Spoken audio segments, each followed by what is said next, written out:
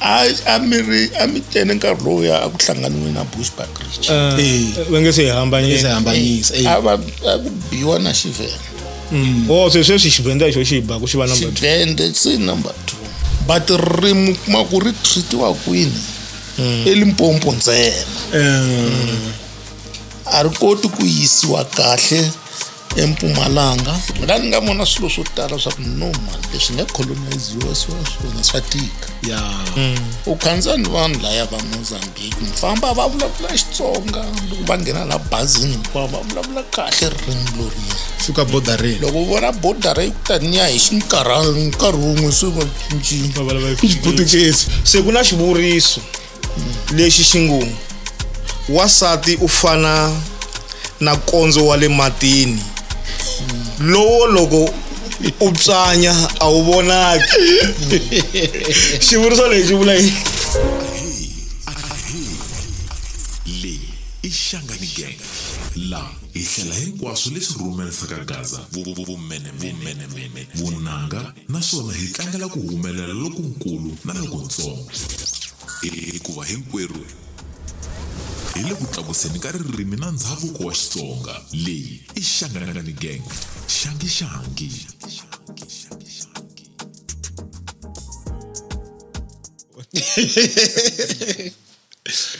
No, hi rhandza ku va hi xeweta i valandzeri va hina eka Shangani Gang na ku xeweta vuendzi bya hina lebyi nga ta tivisiwa hi principal layani eka segment ya hina leyi delanaka na ku hluvukisa ririmi na ku vulavula hi timhaka ta tipolitiki kusukusela ematikweni mambe hi vuya la kaya Afrika-Dzonga laha hi nga ta fika hi chukachuka timhaka ta ku hambanahambana. Principal na khensa nakambe Marikana ku va u nyiketi tintambu esin'wini ra namuntlha na ku amukela nakambe a ku ri na ti-episode timbirhi laha a ni tirhani ri nexe a nga ri kona kulukumba loyi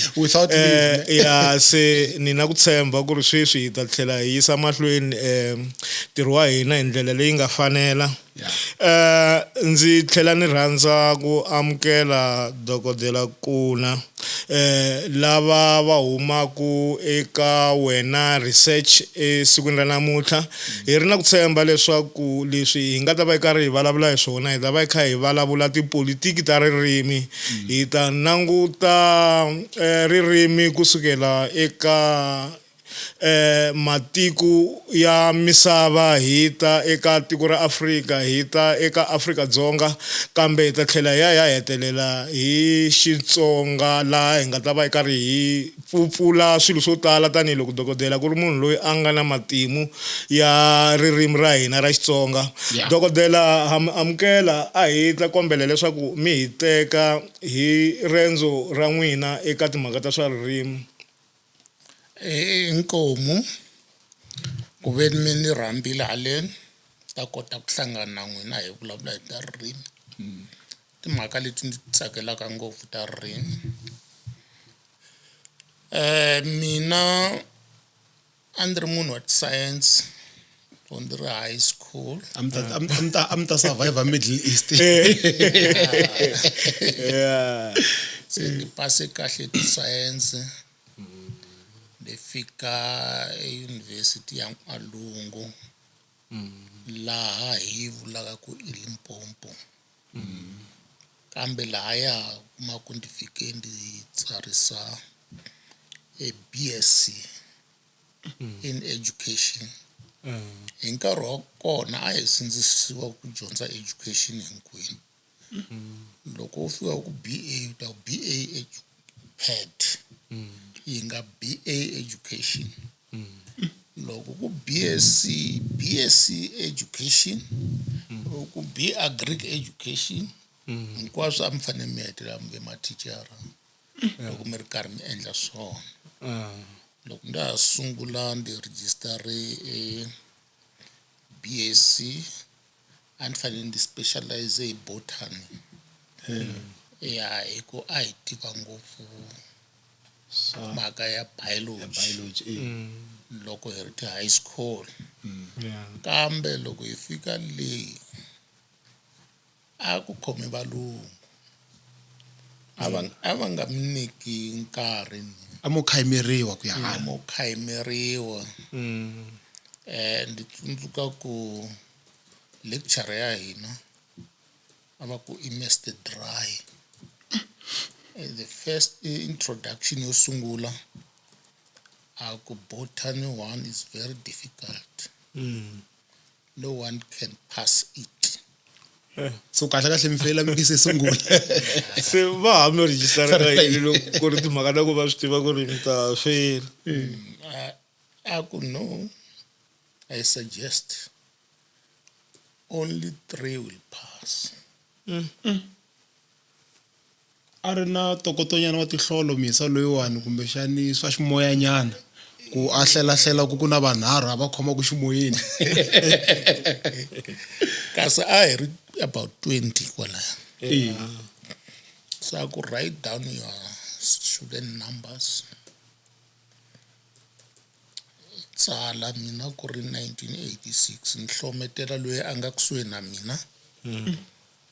a tsala ku 8 swa ku na 6 years a ri laya then write down your biology symbol in matric ni tsala C hlometela munghana hala loyi a nga tshama 6 years a tsala B so languta ku hi 20 la se lava n'wana ke ata aku okay ya huma if then aku loko u lava ku endla botany 2 you must have chemistry 1 kasi nkarhi wolowo chemistry a ni nga tsarisanga a ni lo tsarisa physical science mathematics botany na education kuma kwa ya ni nge koti ku ya mahlweni so mfane mi heta lembe loko se ndi huma le handle ni hlangana na vanghana lava va ri kwala vhele loko hala class ya ka kona u la ku muka hi June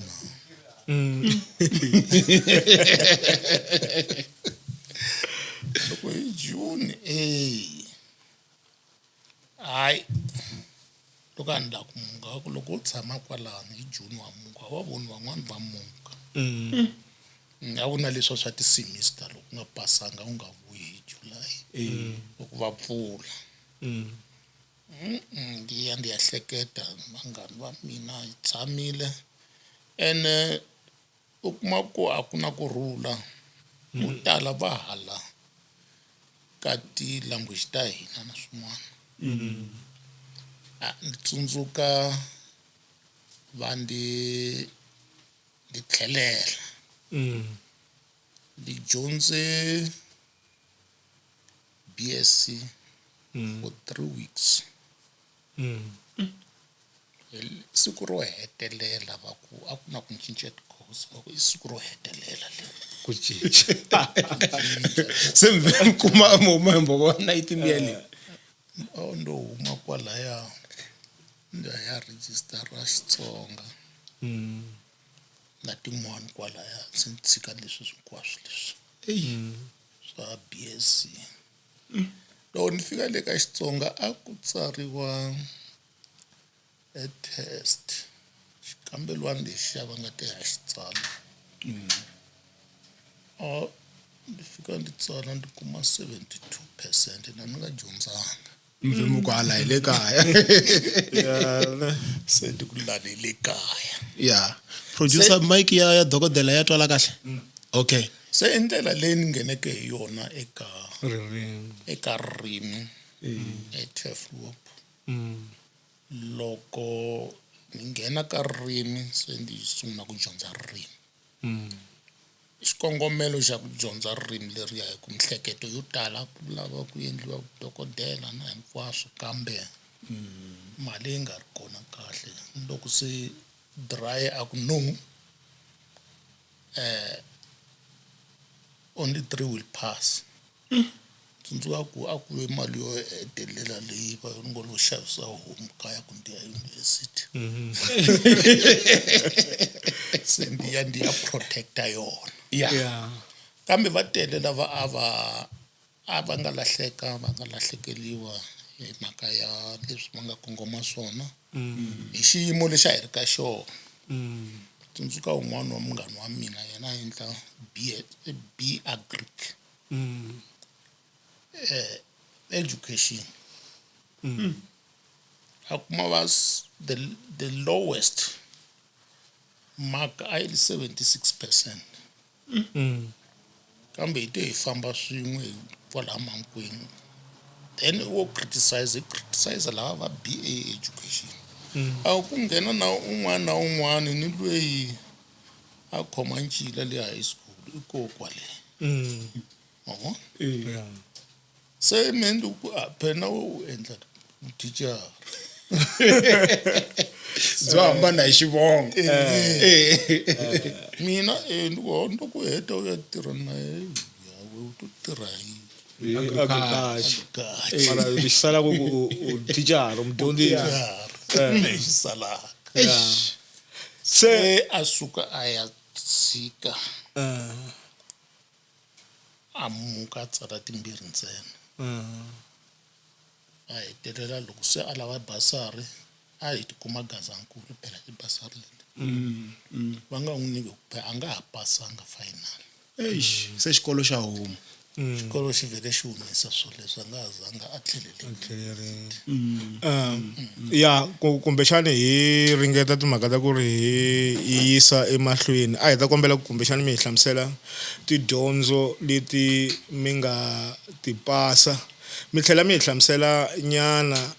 hi mayelana na mitirho leyi mi nga va na yona leyi fambelanaka na ririmi ku hi ta kota ku loko hi kume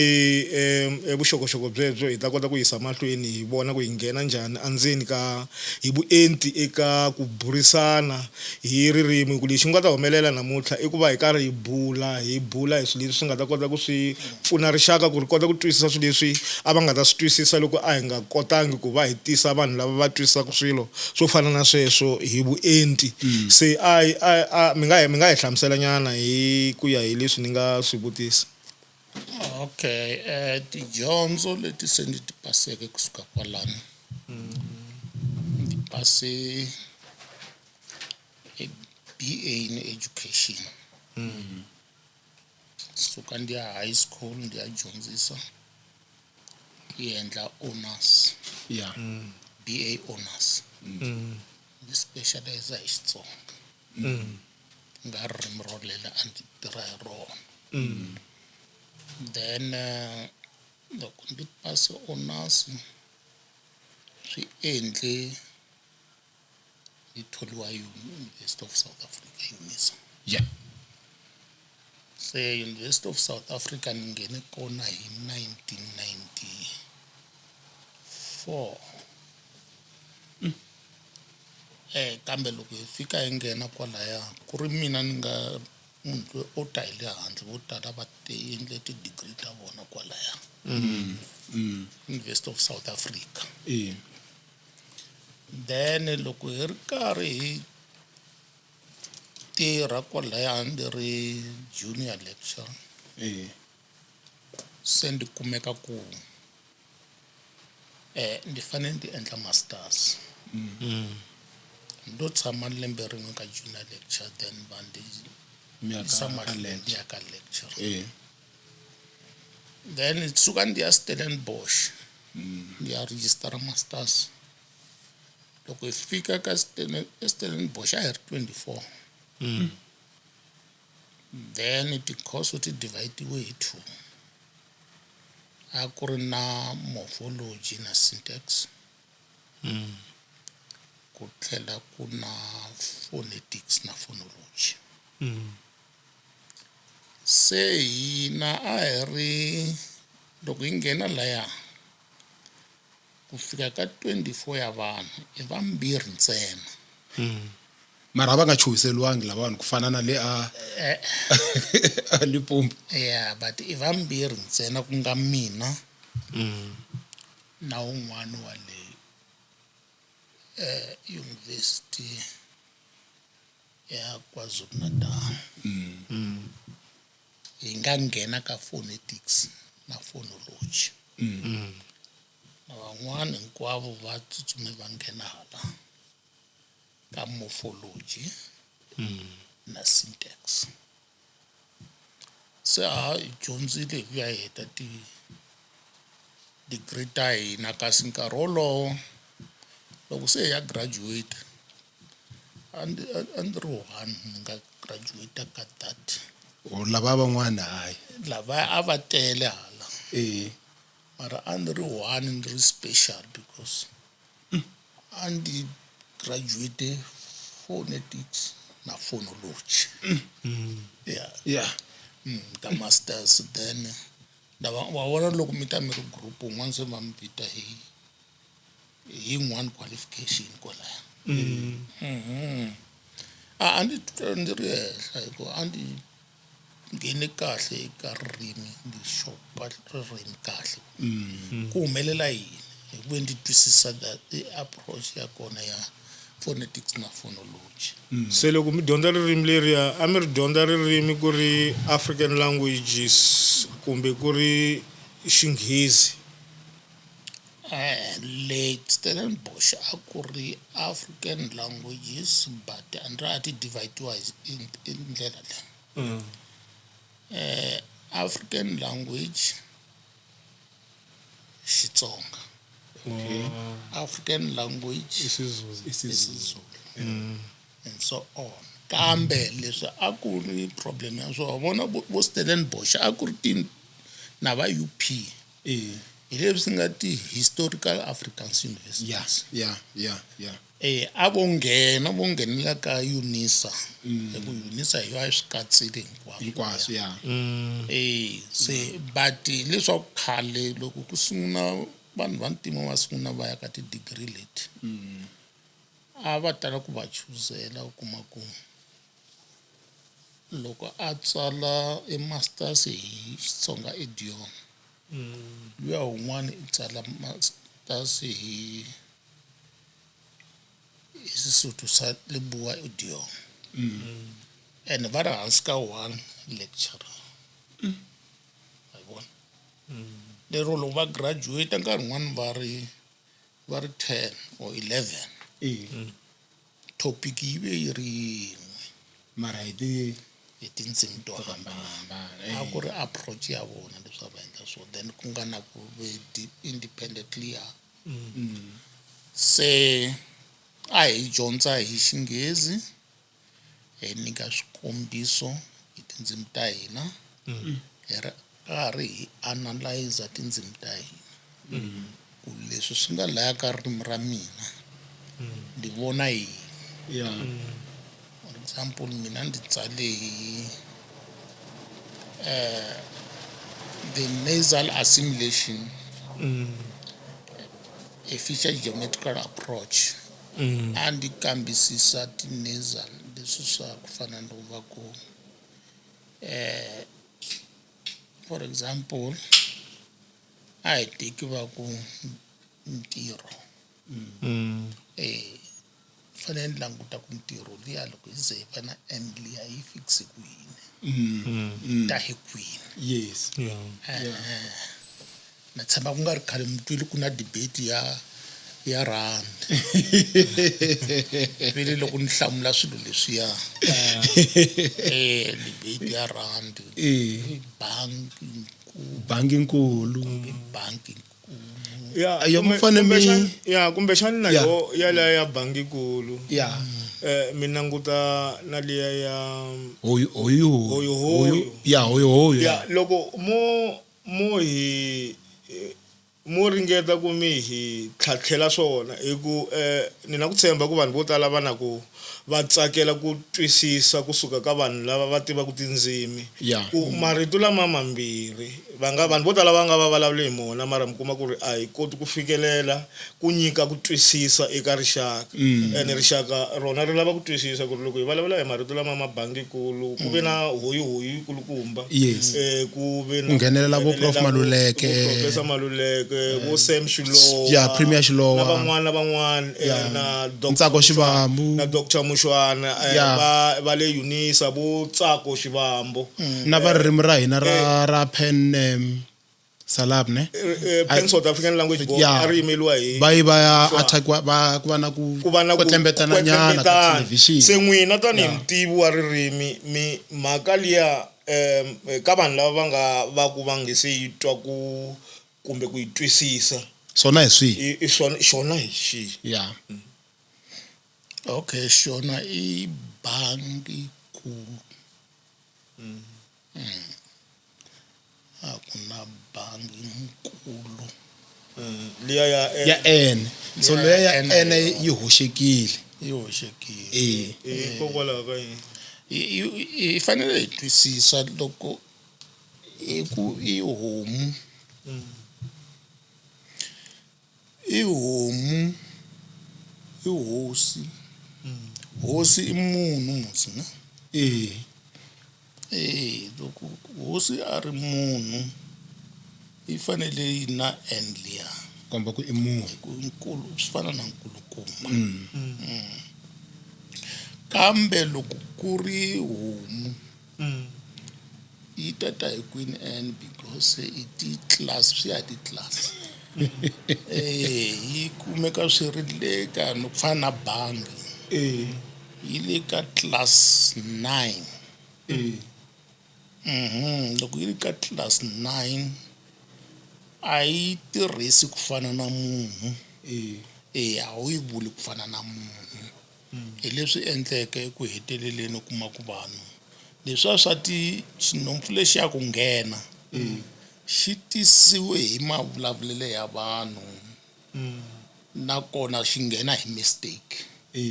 swi endliwa nga ku se hi swo swa right kasi hi swona kuve a hi swona swa right ma vona se eku heteleleni hi ta vulavula hi kulo swa ku mi fanele mi tiva ti-class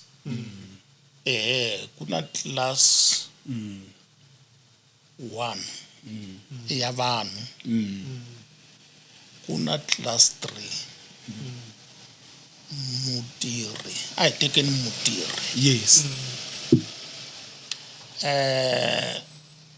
loko hi ku mutirhi hi la ku ta yisa ka lexiya xi endliwaka ku nga ntirho hileswaku ku na T ku na M loko ku na T na M laya ti nga la xikarhi ka tona ku na U se ku veni T na M ti va kusuhi ku fanele ku wa U loko ku wa U ku sala mani ku sala M na T se T luya hi yena nga ta nhlonhlotela M a hundzuka N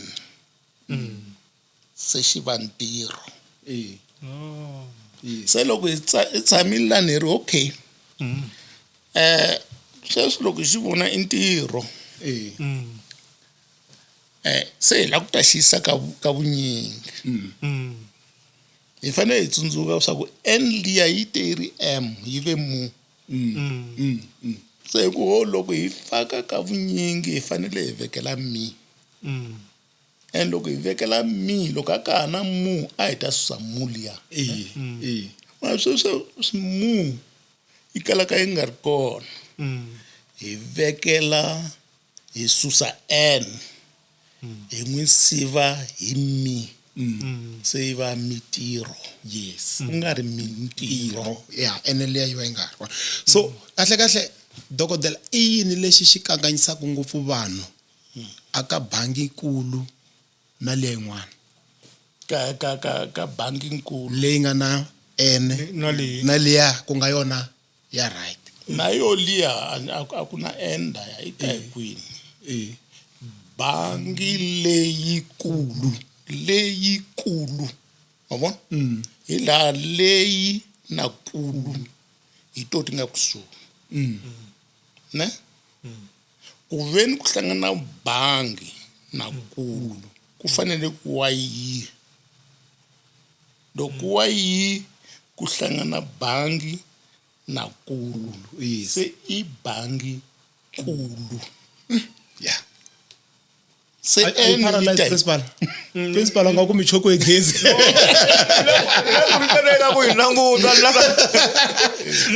choko e gezi ri nga pimiwangi no ku ri ni tlhela ni twisisa hi ku a ni la ta languta laya loko ku ri bangi na nkulu a ni ri loko a ni twa nga ri loko u hlanganisa bangi na nkulu ene liya ku yiwa njhani hi yona ni nga koti ku yi twisisa se hikokwalaho hi nga ta kombela ku va nga kota ku va hlantswa vanhu hinkwavo mina ni yi teka a ni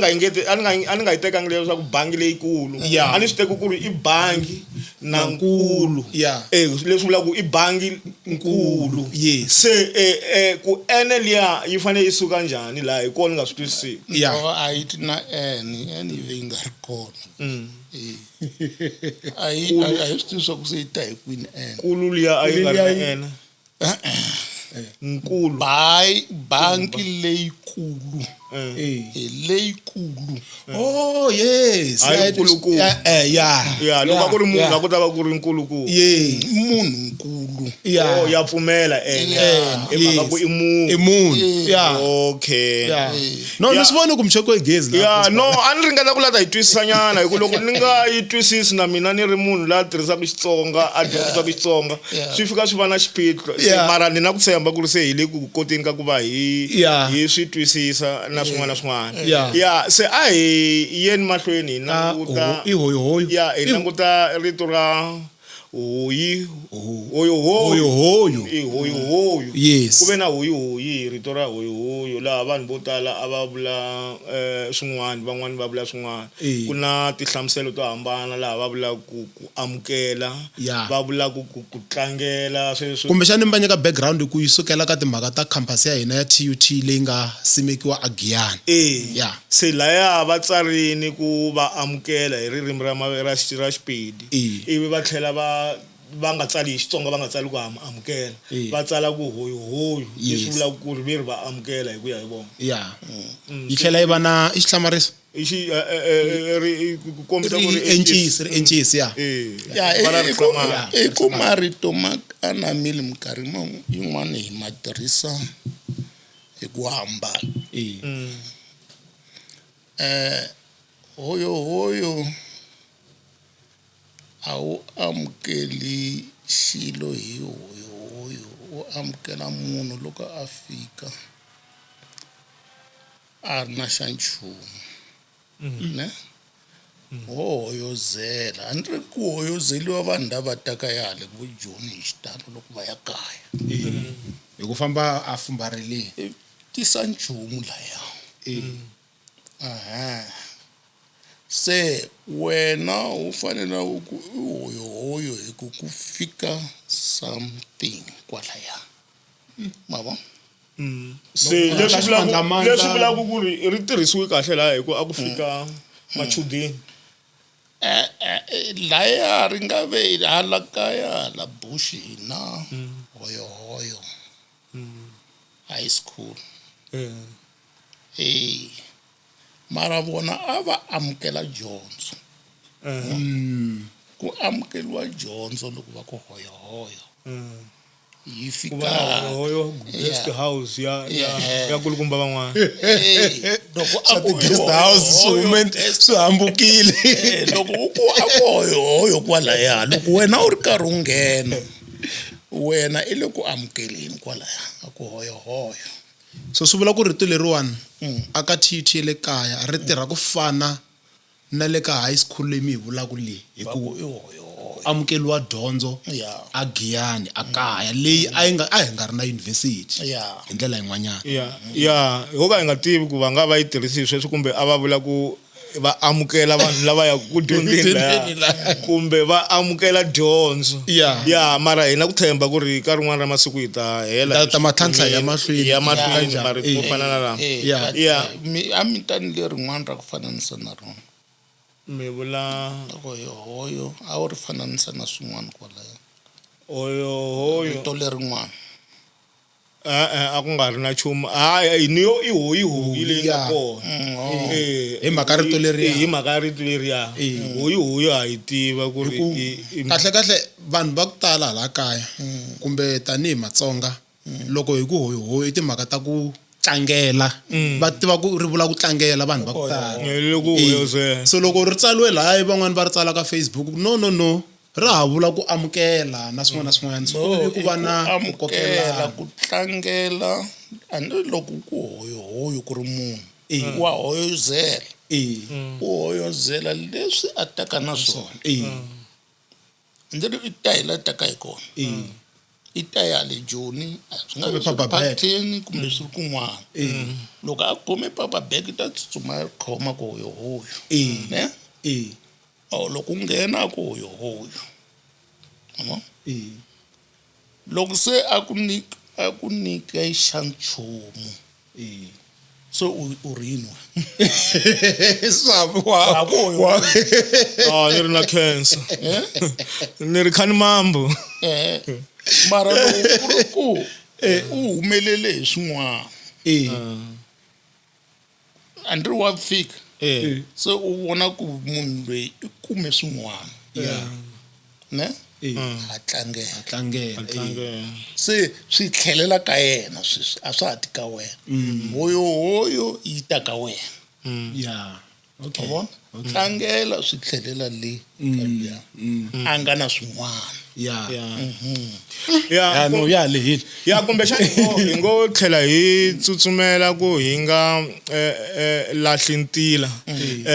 ngopfungopfu hi timhaka ta tindzimi leti onge hi tona ti kandzelaku tindzimi leti nga kona lomu hi tshama kona ku nga va ku ri tindzimi to fana na Xinghezi tindzimi to fana na Xibhunu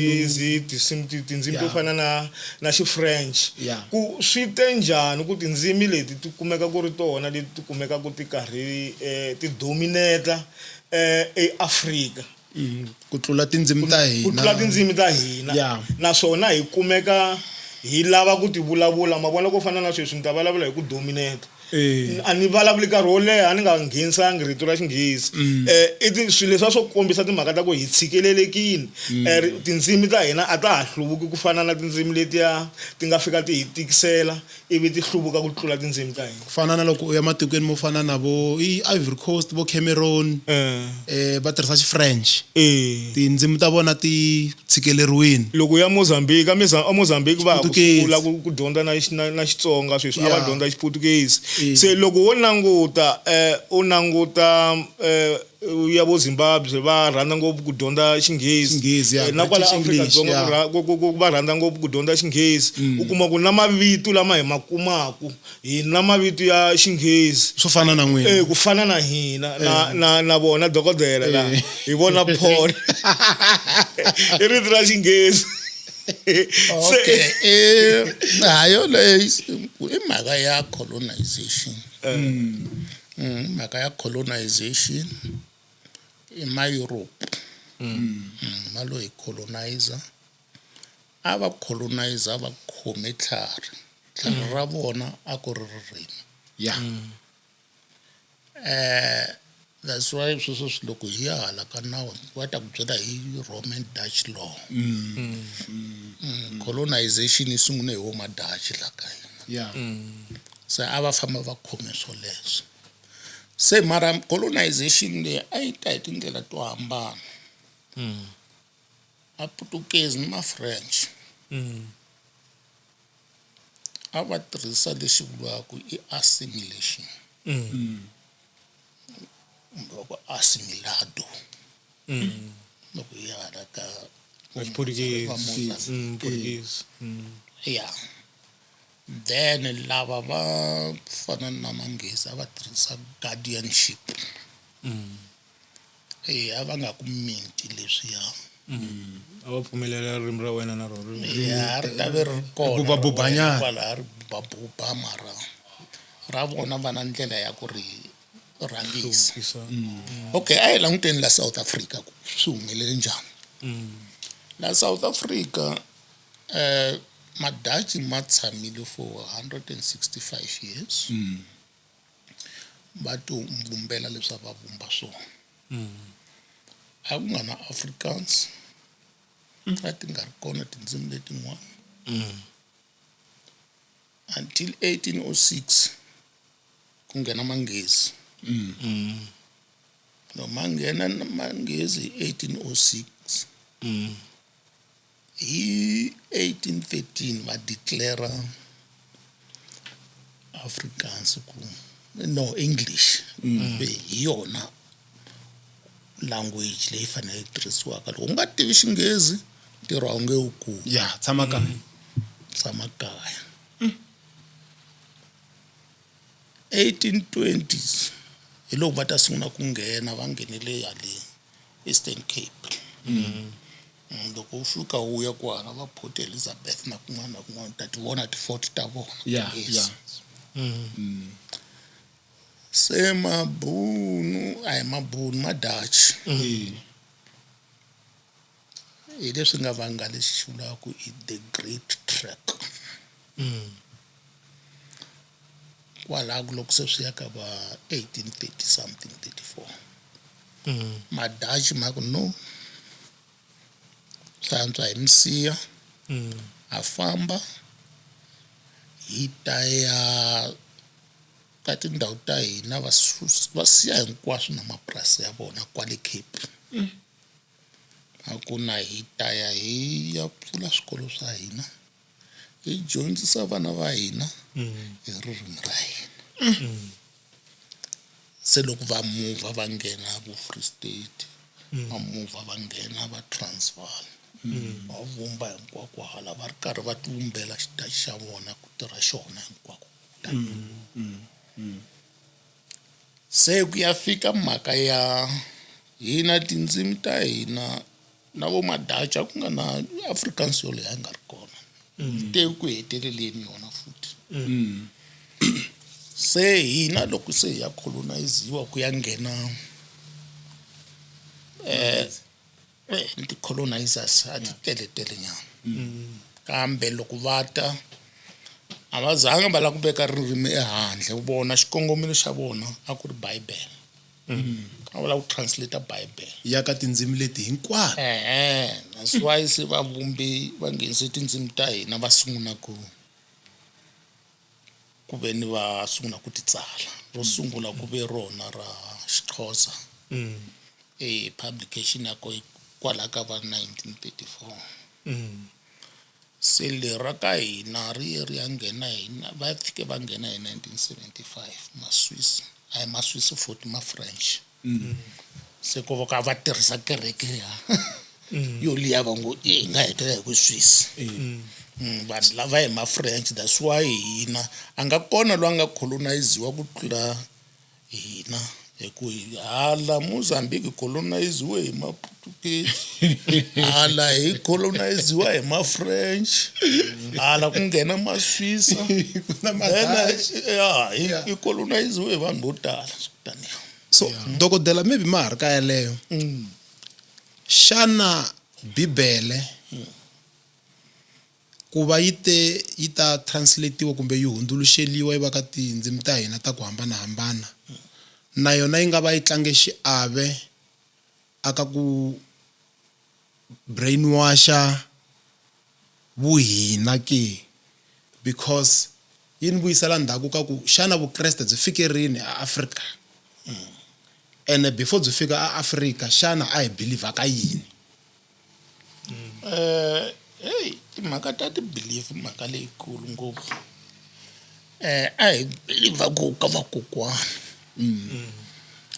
ko ku komisa then yona Bible vhele loko yi ta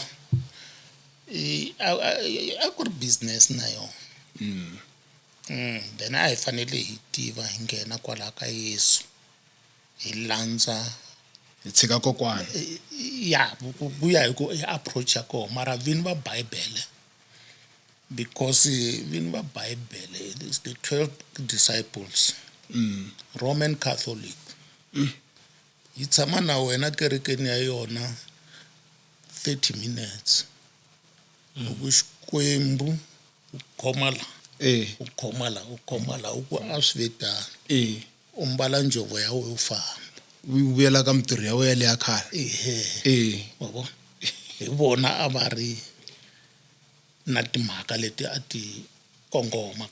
ka mhaka ya Yesu mhaka yikulu ku veni wena u pfumela ku ngati liya wa vona Bible ku ya njhani black na ngati liya na ngati liya leswaku already Yesu u halatile ngati ya ku hi hlantswa hinkwenu a nga hlawulanga munhu a swi rimeli leswaku u ve born again swa ku hina ndzi ri a hi halata na hi ngati halata ya mbuti se vona va halata ya Yesu se yi hlantswa hinkwenu se Bible ko va ku hi yona yi heteleka yi hitisela xikolo yi hitisela hinkwaswo hi vo nga hetisela ti-missionaries hinkwaswo leswi nga na swona swa ku dyondza na swin'wana na swin'wana kambe se Bible loko mu vulavula hi ku brainwash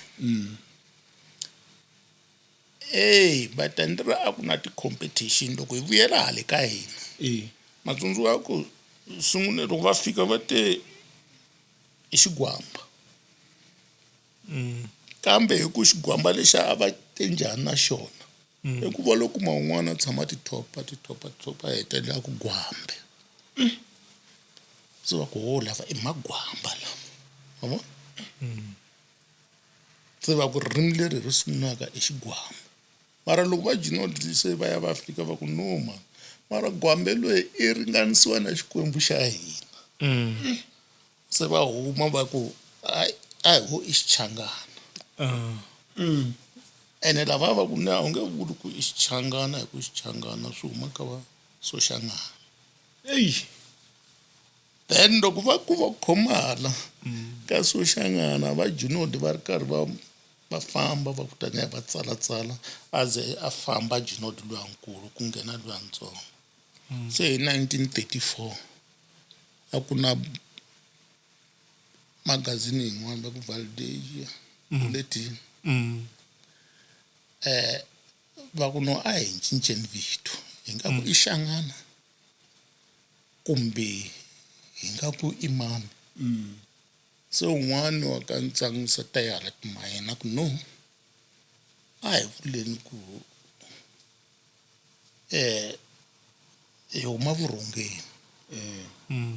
a veleni hi cinca ku hi nga ha tirhisi Xangana hi tirhisa xirhonga hi ku hi rhonga hi lani u kuma ku pronunciation now se hi yi tlangaka hi ku a va ku ku na leswi va swi vulaka ku i retroflex loko va vulavula va rhonga a va tsali RH va ri xitronga TR loko u twa lava va halanyana ka ntsala ka ntlhanu ne va ku tutluma a ku na S laya i TR yabo se a swi nga tsaleki TR liya tutluma a va faka ndzhosi laha hansi ka T loko languta ti-Bible leta khale va faka ndzhosi va faka ndzhosi ka le hansi ka D yabo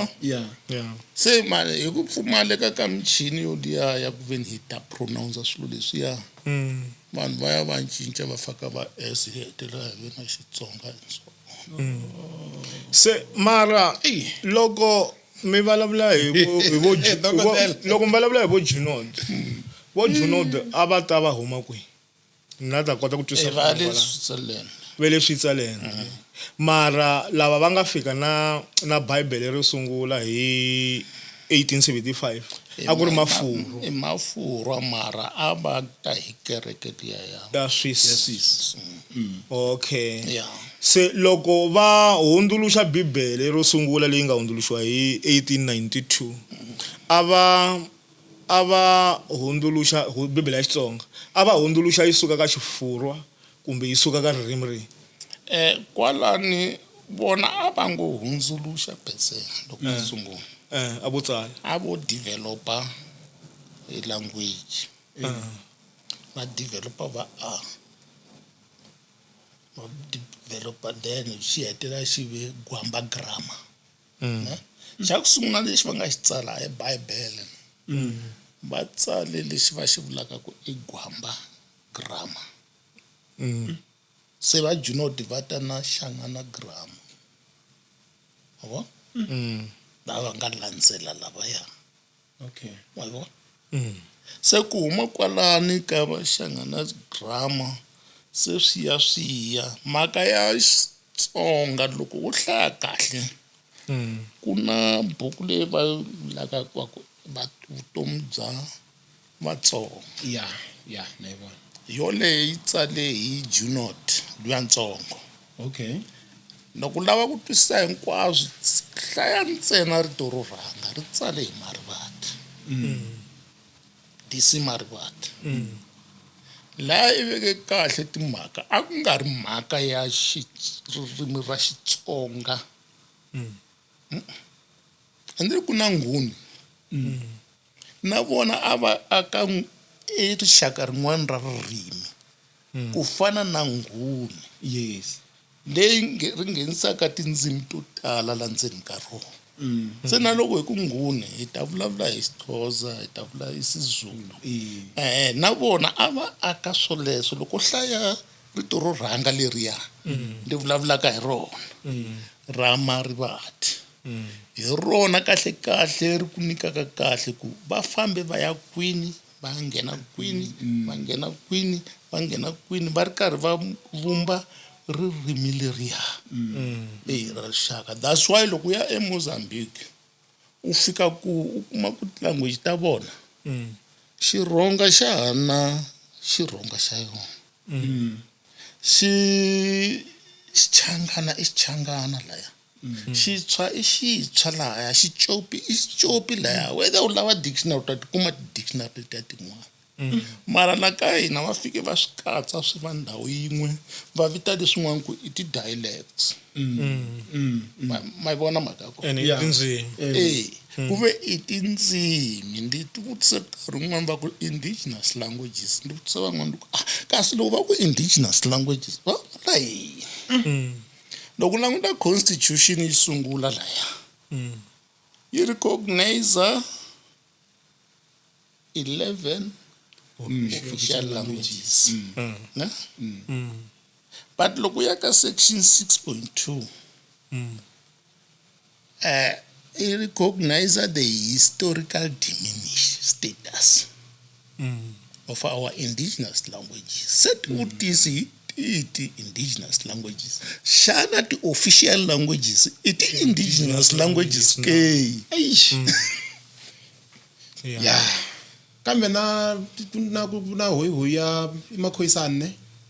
Makhoyisani. Kambe ni bona ba recognize hiwi. Yeah, va ku iseni. Ukubona na Khoyisani different languages. Yeah. Loko kuna ti Khoi, Yeah. kuna ti San. They are not the same. Yeah. Aiwa. Ileswaku language ilwe ingugu. Any language. In other words, we have got a dual character.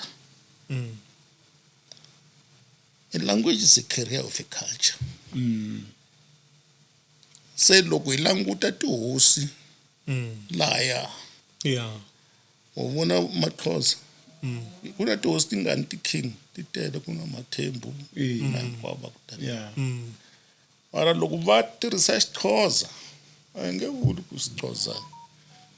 is an indigenous language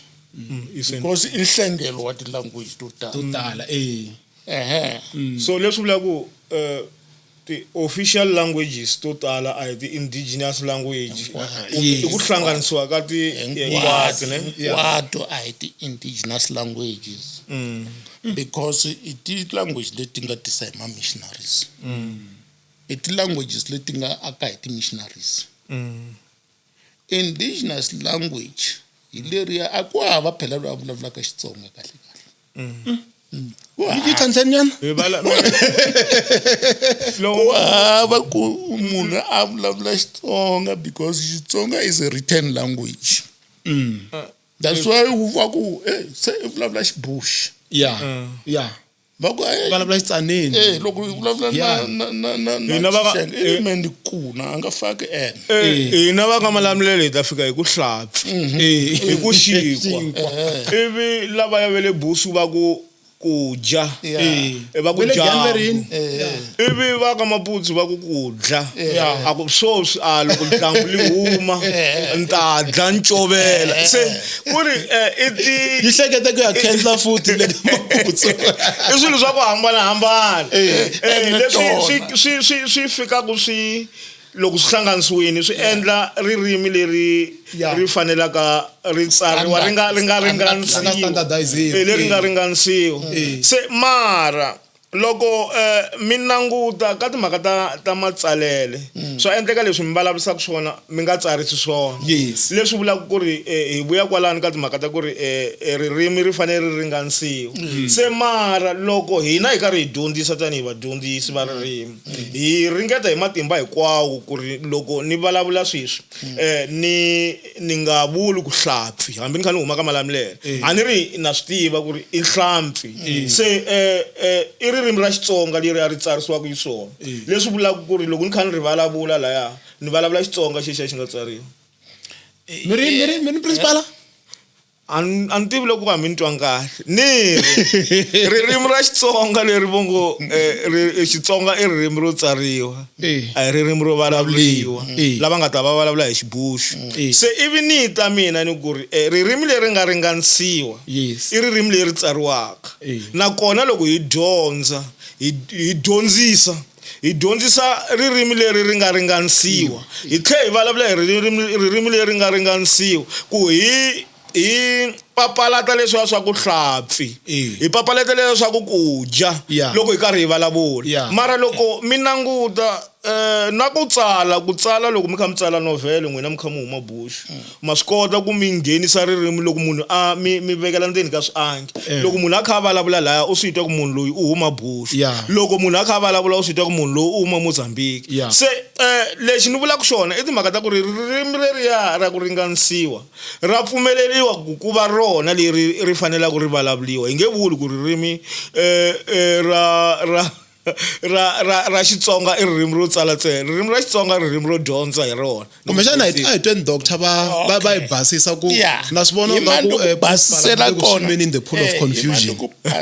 basisela kona hi vulile ku loko va vumba ririmi a va lava ku tsala Bibele va xikongomelo kulukumba xa ririmi a ku ri ku tsala Bibele a ku nga ri ku vulavula Bibele se hi ya mahlweni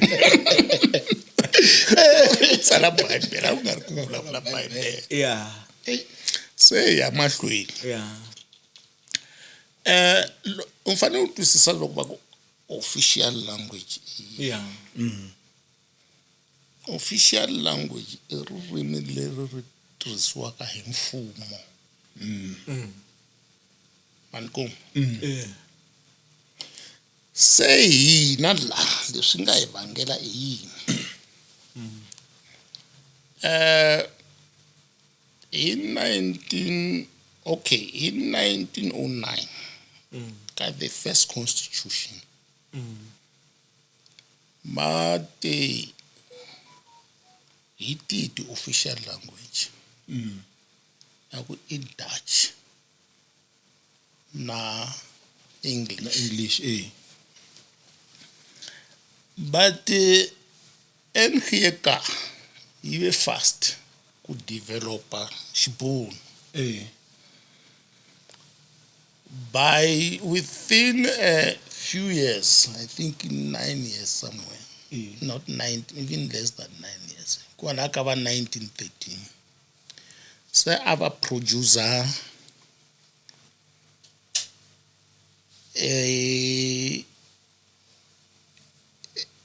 leswi nga tsariwa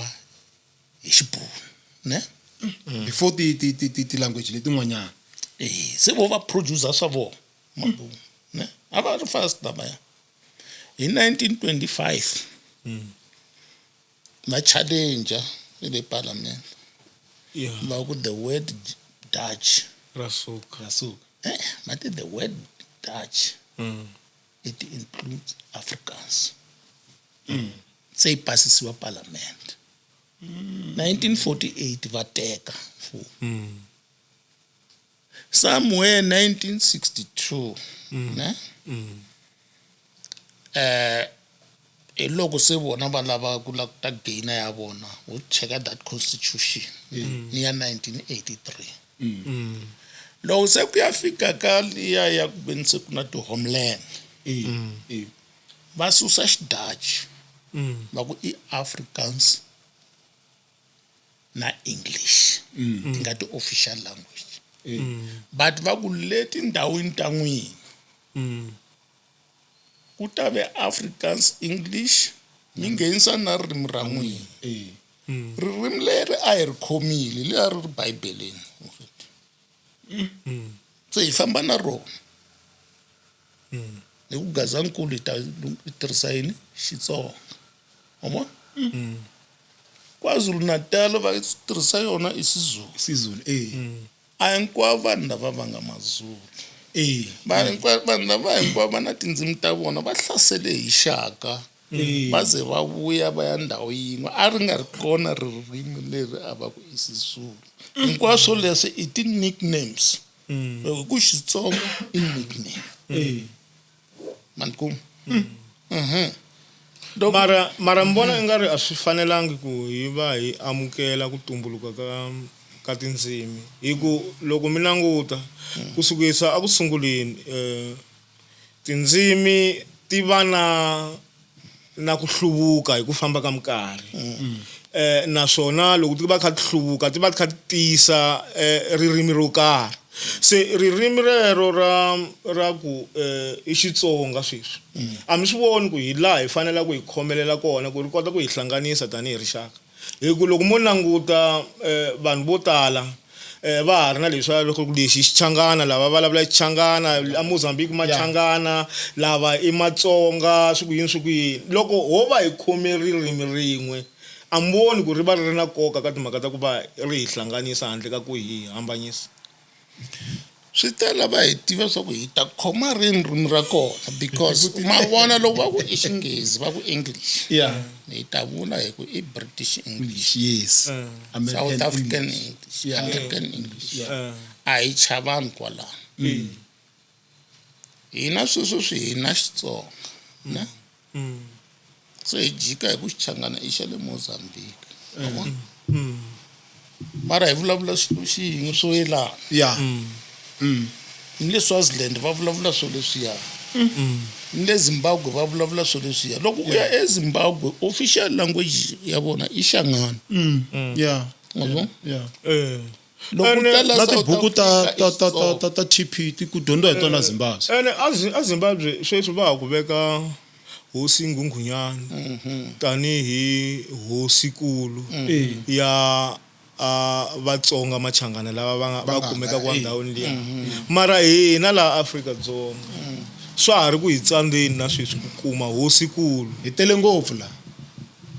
Ku tala hi tele mara a ku na lexi xi nga tshika ku xi hi hlanganisini ku hi kota ku va hi va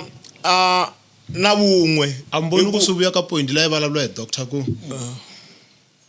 n'wina mi ta ku vulavula Xitsonga xa ka Malamulele or Xichangana xa ka Malamulele. Lowu le Mozambique, lowu le Bush, lowu le kwihi. Lowu ka Mhlava. Ma swi twisisanyana. That's why va mi vutisa ku ri loko mu ku hi fanele hi hluvukisa ririmi ra Xitsonga hi hluvukisa rihi aka leti ta ntlhanu hi nga na tona Giyani, Malamulele, Warawara.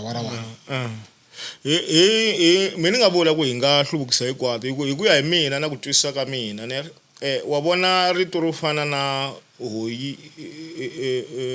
hoyo i rito leri loko u ya Mozambique ne loko va vula ku va ku amukela va tirhisa rona a ku na hi leswaku va tirhisa rona se loko ko va ku ri na ku amukela mitsala laha ka xihlamusela marito mi ku amukela ivi mi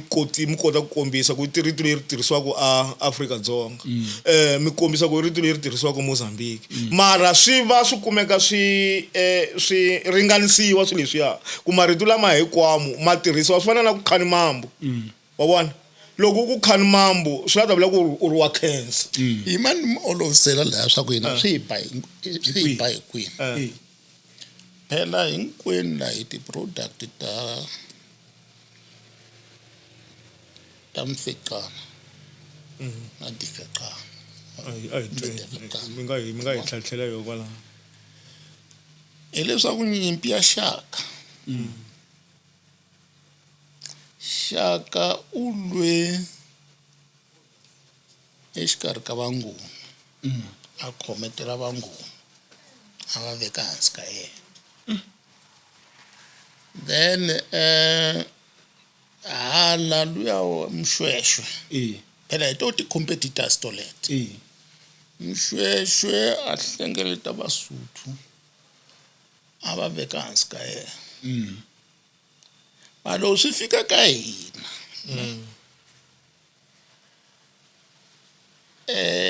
Ndwandwe i humile Vangonini a ya nghena ka tinxaka tin'wana eMozambique wa vona leti na to a ti hangalakelile laya u vonaka ku ku na mabhila ebileni ku na va Maluleke ku na Vahlengwe ku na va Manimane a hlanganisa tinxaka to hambanahambana a ku ri vavanuna phela lava nga ta hi hala va ri Vangoni a ku nga ri vaxisati vaxisati va fika va va kuma laya a kuma mucupu wa yena a kuma Muleke a kuma mbila a kuma Murhonga loko va ya vumba Mchangana zo Mchangana va nga hi vona lavayani se loko va ya hlangana va vumba Mchangana swi fana loko Munghezi na Bruno va tile na Madachi la va ya vumba luya le hi ku Mkhalati na na hina kwalaya va te loko va hlangana laya va vumba Mchangana vona va ri tihosi laya mara u kuma ku lava a va landzela vona number 2 a ku ri Mabuyindlela Mabuyindlela hina hale na vakokwana wa vona se number 3 a ku ri va Ndhawu se Mabuyindlela hi vo va ri kusuhi ngopfu na Vangoni lavaya se ku ya ta lavaya that's why u kuma ku loko hi languta va nga hetelela va lwela Vangungunyana social ro hetelela Magigwana wa n'wi ni n'wi vona mizali Magigwana then umbonile ilwele va hi ku vona a va nga lwi hi voxe a va rhangisa lava va ku lweni that's why va ku Mabuyindlela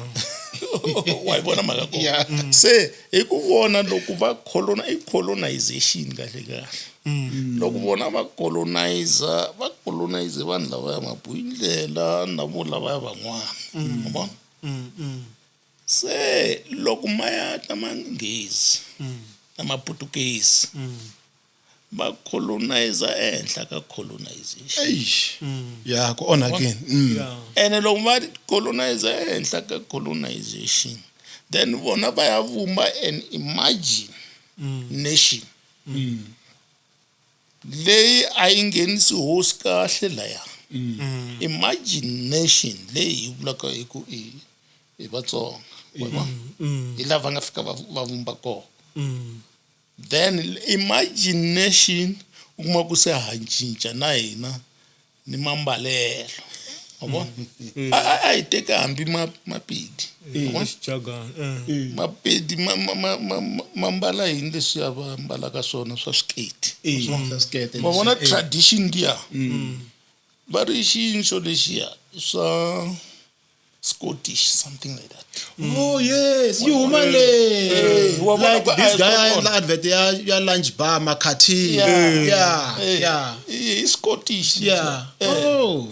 So now like product ya ku colonizing. Ko va ku vona loko va swimbala leswiya a va la ku lwa na vanghezi. Na ma Scottish. Then va mbalisa vanhu lavaya that yeah no ni vona onge loko ho suka hi nga khumbangi leyi swi nga va swi nga sasekanga Africa i tiko leri a ri colonize swinene hi matiko yo hambanahambana vo Belgium vo Portugal vo France avo te endlela vo Britain yeah Africa yi na tindzimi ta yona to hambanahambana leti yi ti vulavulaka mi vona onge swi nga koteka ku Africa yi kumeka yi hlanganisiwa hi ririmi rin'we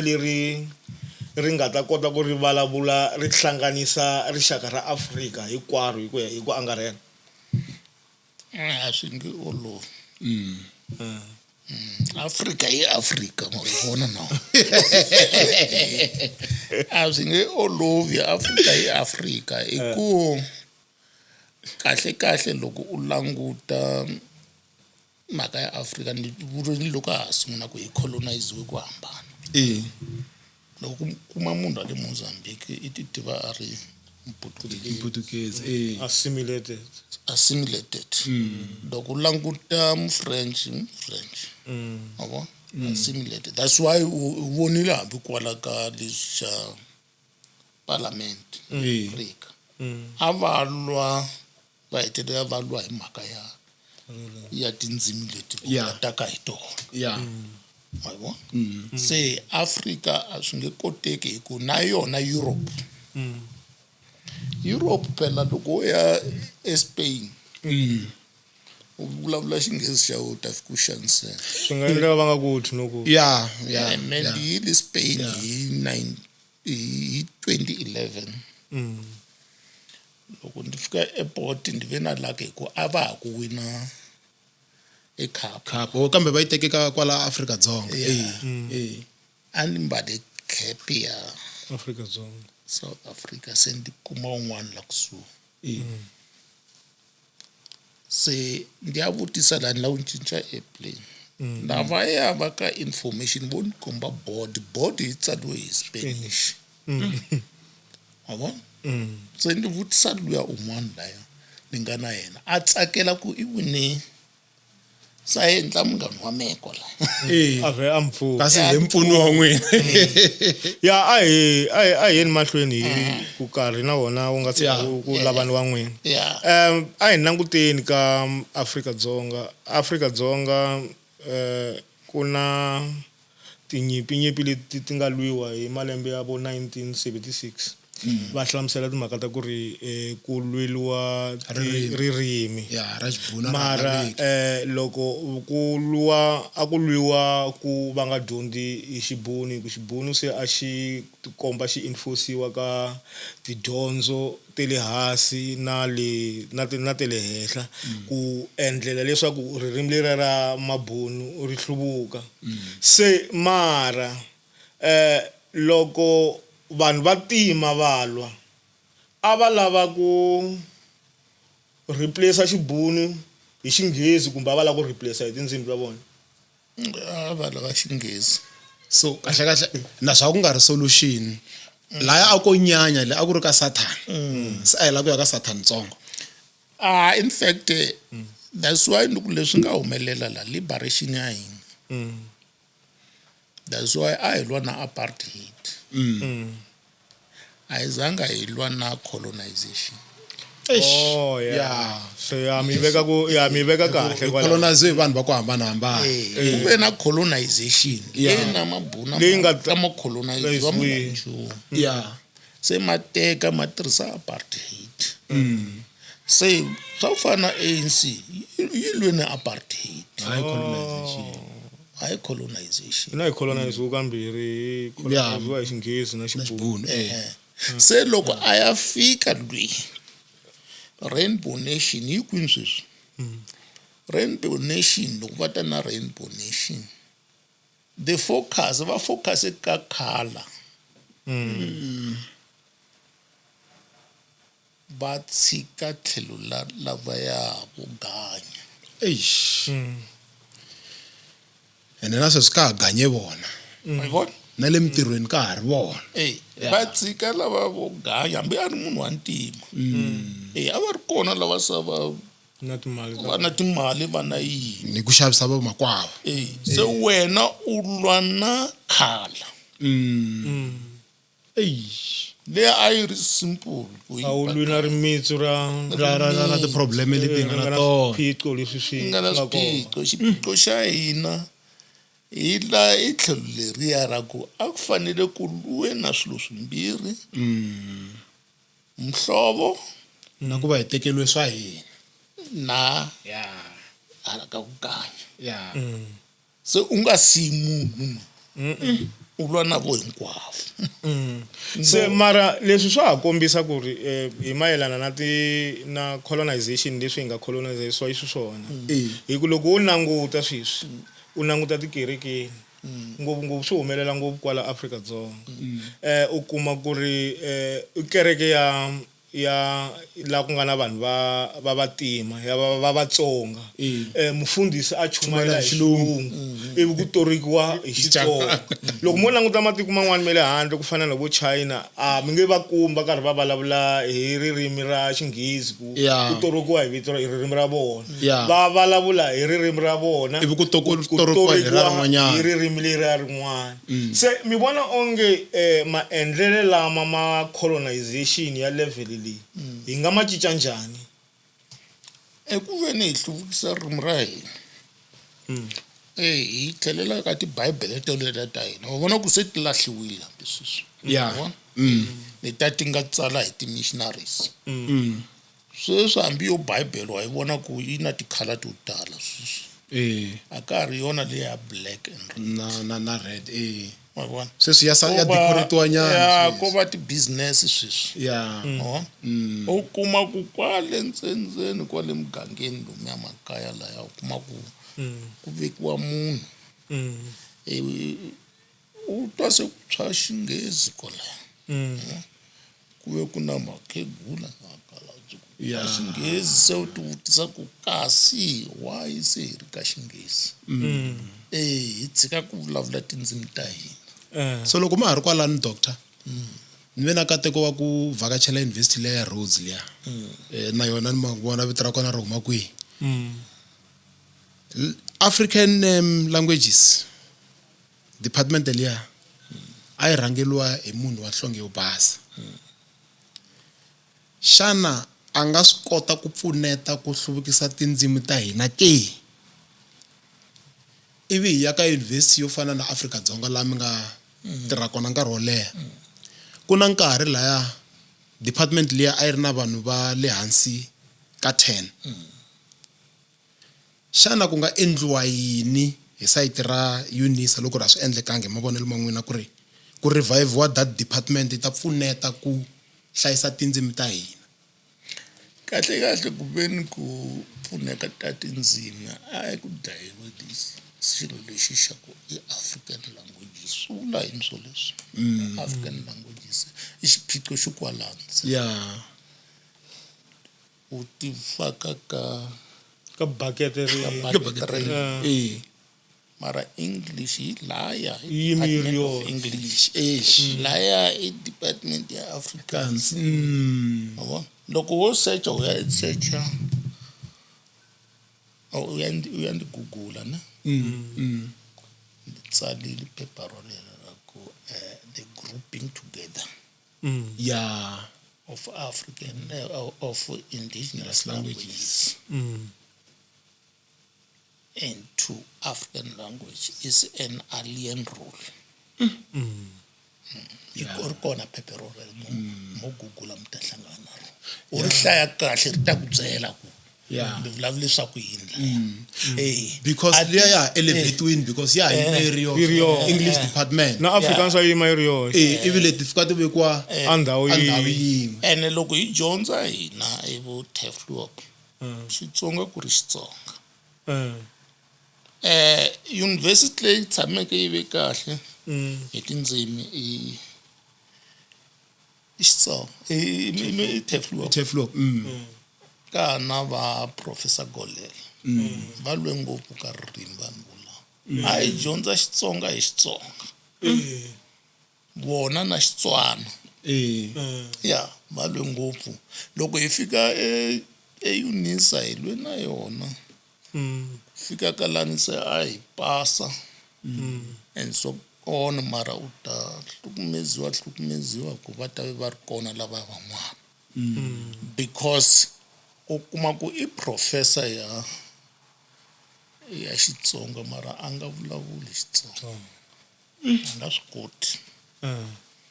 U fike njhani laya ka ku a tigretiwa hi title ya ku i professor ya Xitsonga hi timhaka ta ku wa swi kota ku tsala Xitsonga kumbe xana u tsale ririmi ro karhi swi hundzuluxeliwa swi vuya ka Xitsonga? No, hi swa leswi nga humelela hi leswi ti-missionaries ti fike ti hi endlela hinkwaswo. Se but nkarhi lowa apartheid system a wu kuma ku wa yi vona post office ta kombisa hi post office a kuma ku ku na manager ne ti-manager ta mabunu va ti yisa kwalaya ti-post office a ngo tiva nchumu ne. Se na kola ti-university laha u kuma ku vo kuma vanhu lavaya va nghenisa va nga tivi nchumu ka ti-language leti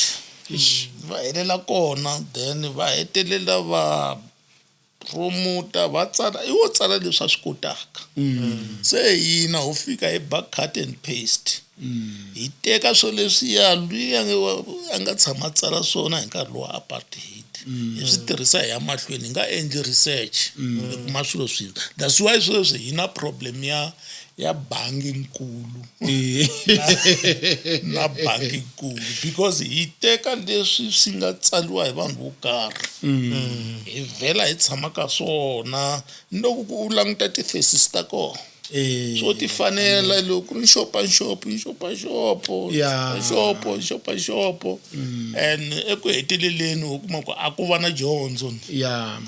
a ku thumbiwi swilo swintshwa a ku na vutumbuluxi byo karhi byi taku because se leswi lavaka va principal ku va fanele va sungula hansi va endla research va thumba swilo swa kahle. Loko mo vutisa principal ku chumu lowu va nga wu xinga laya matsolweni i yini hi Xitsonga ku nga va ku ri hava rito ra kona and a ku na loyi a nga ti nyiketela ku va fane va tumbuluxa marito mo fana se ku tshama cut and paste yo ya khale yi nga tshama yi kuma hi Junod na kumbe xana ku ngetela nyana laya hi na SABC tindlu ta vuhaxi hi swona musi ta Afrika-Dzonga ririmi ra Xitsonga hi ku ya hi lani nga tshama kona na ra Xivenda ka ha ri tin'wana leti nga tsan'wa swinene. Hi na more than 30 years se ni ri ka ntshunxeko mara loko mi pfulela TV ririmi ra Xitsonga ri ve kona nyana sweswi hi ku hlayiwa ka mahungu ya Xitsonga hi ku cincisana na Maxivenda hi 5:30 ni nga hoxisi hi laha mi ta ri kuma ngopfu kona ivi ku ta va na xitori lexiya na xona xi nga fika xi vanga hoyi mhaka ti-different dialect ta ku mi teka vanhu va le Giyani va le Tzaneen and all those things xana i yini lexi fanele ku xi endliwa or hi nga xi endlaku tanihi rixaka ku ririmi ra hina ri tekeriwa nhlokweni ri nyikiwa airtime yo fana na Xizulu, Xixhosa, I think na Xitswana sweswiwani na xona se xi le henhla because loko mi nga vonangi xitori lexiya xa Giyani Land of Blood marito ma hina or ririmi ra hina mi ta ri twa ri tirhisiwa ka ku appetizer swilo swin'wanyana nyana ku nta ku ba ngopfu swilo swa ku nandzika a ku ri na laha ri nyikiwaka platform ya ringana awara tanihi xikombiso ku vanhu va kota ku rhokoja swin'wana aka television ene ni vona television ku ri yin'wani ya platform leyi nga kotaka ku hluvukisa ririmi ra hina na swin'wana na swin'wana ya hi ku swo tala swi pfariwile a wu nge a swi olovi ku ve ni u ve u nghena kwalomo swi taniya leswi va nga hi endla swona hambi ka this government yi nga ka yona i mhaka liya ya ku hi group ne hi ti-homeland mina ndzavisiso wa mina hi lowu eNorthwest hi na 6% ya Vatsonga eMpumalanga kambe Northwest ile avengete chauko lava posa okay eMpumalanga Xitsonga i number 3 xipa na Xindebele number 1 is Swati number 2 is Zulu Xitsonga i number 3 but languta Limpopo Xitsonga i number 3 la hi hlayetanga ku hi la hi nga tala kona a mi tene nkarhi lowu ya ku hlanganiwe na Bushbuckridge va nge se hambanyisa a ku biwa na Xivenda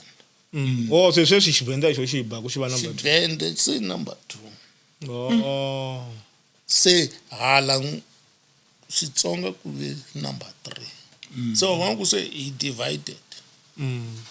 but ririmi kuma ku ri treatiwa kwini eLimpopo ntsena a ri koti ku yisiwa kahle eMpumalanga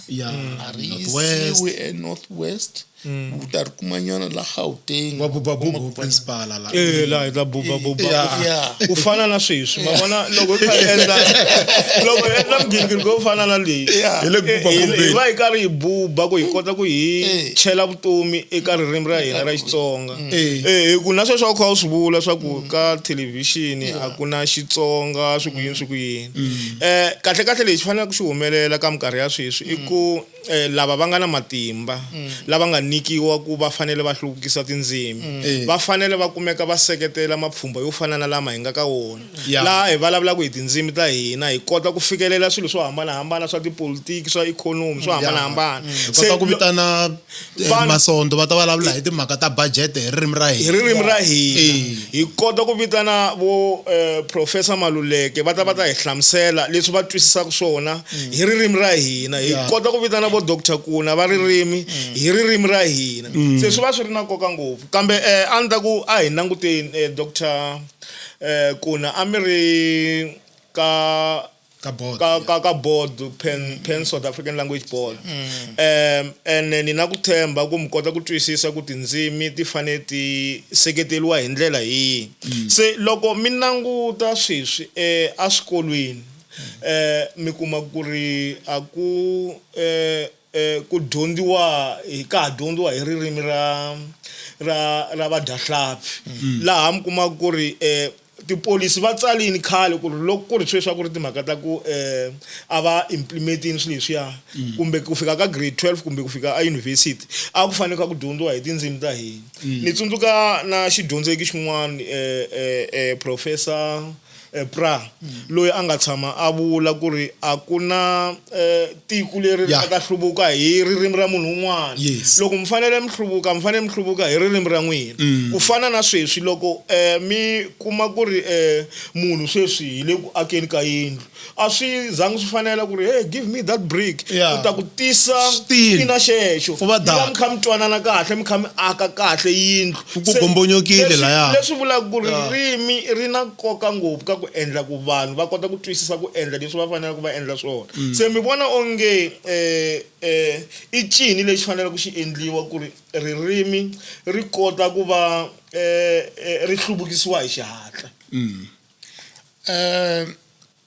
kahle hi ku mi vulavula hi bodo liya yi sunguniwe hi Vatsonga bodo leyi hinkwayo yi sungule yini yi hi xupukele njhani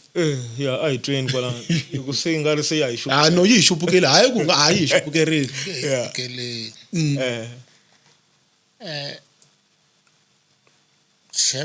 chairperson wo sungula a ku ri Golela. Professor Golele lava a va ri University of the North. Then CEO wo sungula a ku ri Professor Marivate. Vana Vona ku a yi na Vatsonga board liya ka ti-position tin'wana ta strategic strategic. ya Ma hi vona? Yeah. Swi fike swi lahleka kwala ndleleni. Ma vona? swi lahlekisa hi mhaka ku hina Matsonga a hi swi koti ku va na xin'wana manani xa ku loko ni nghena laha ni longa un'wana futhi a ya nghena na yena kumbexani A swi nga ri swona swoleswo ku fika kwalaho u kuma ku se Vatsonga hi lava va yaka ndzhaku. vo ya ndzhaku kumbe vo tlhelisiwa ndzhaku surgical removal loko wo languta ne wa vona hina hi nga ku ngheneleleni ka swa tipolitiki hi tindlela to hambanahambana u swi vona kahle ngopfu swi swo fana ku phushiwa swi na ku sikumetana swi tele ngopfu loko u yima laya u yima tanihi Mutsonga swoleswo swi a va swi lavi swoleswo swi lava ndzavisiso ku va yi tlhentlhe njhani kusuka kwalaya. swi nga endla na Floyd ayo sukumetiwa Hi ku xa ku sungula hi ta yi khoma kahle Floyd u ta ta xa ku sungula Marivate professor loyankulu a khome portfolio ya arts and culture eParliament hi nkarhi wolowo ma swi vona hi vo sungula ku khoma ti-portfolio ta le henhla wa mona swa ku i Mutsonga swa ku hi ya nga sungula mhaka ya ku khoma mhaka ya arts and culture ya strategic then ku ya huma va n'wi susumeta ku ya nghena yona leyi ya board liya a yi ko va ku a hi swi vona leswi ya tirhaka swona swa ririmi leswi vilelaka hi swona swi fanele swi ya ka board liya ende ku na human rights liya hi linguistic rights i language rights la ka board liya yes se hi kona hi fanele ku ya kona ya ri kahle loko ya kahle ri la ka funeral ya wrong loko ya sungula board liya loko languta lava va nga complain hi ririmi i va Africans vo va nga tala ngopfu wa u complain lo tshama kwala u nga tshama wa swi tiva swa ku na problem ya ririmi mara a wu endli nchumu mara ku na problem ku na vona va nga kwala xana va swi tiva swa ku va fanele va addressa ti-complain na kumbe va yela ku ve ni vo va ya developer na a hi vona va fanelaka va developer eyunivhesiti loko yunivhesiti yi tsandzeka ku nghenisa Xitsonga wena u ya complaina ka vona va byela yunivhesiti liya va ku developa na Xitsonga wa yi vona mara hi leswi nga humeleleki hi mhaka ya board se ku ve mhaka yikulu i ku board hi yoxe a yi swi twisisa kahle ku ntirho wa yona mana famba mi ya hlaya constitution va veke kahle swa board is to promote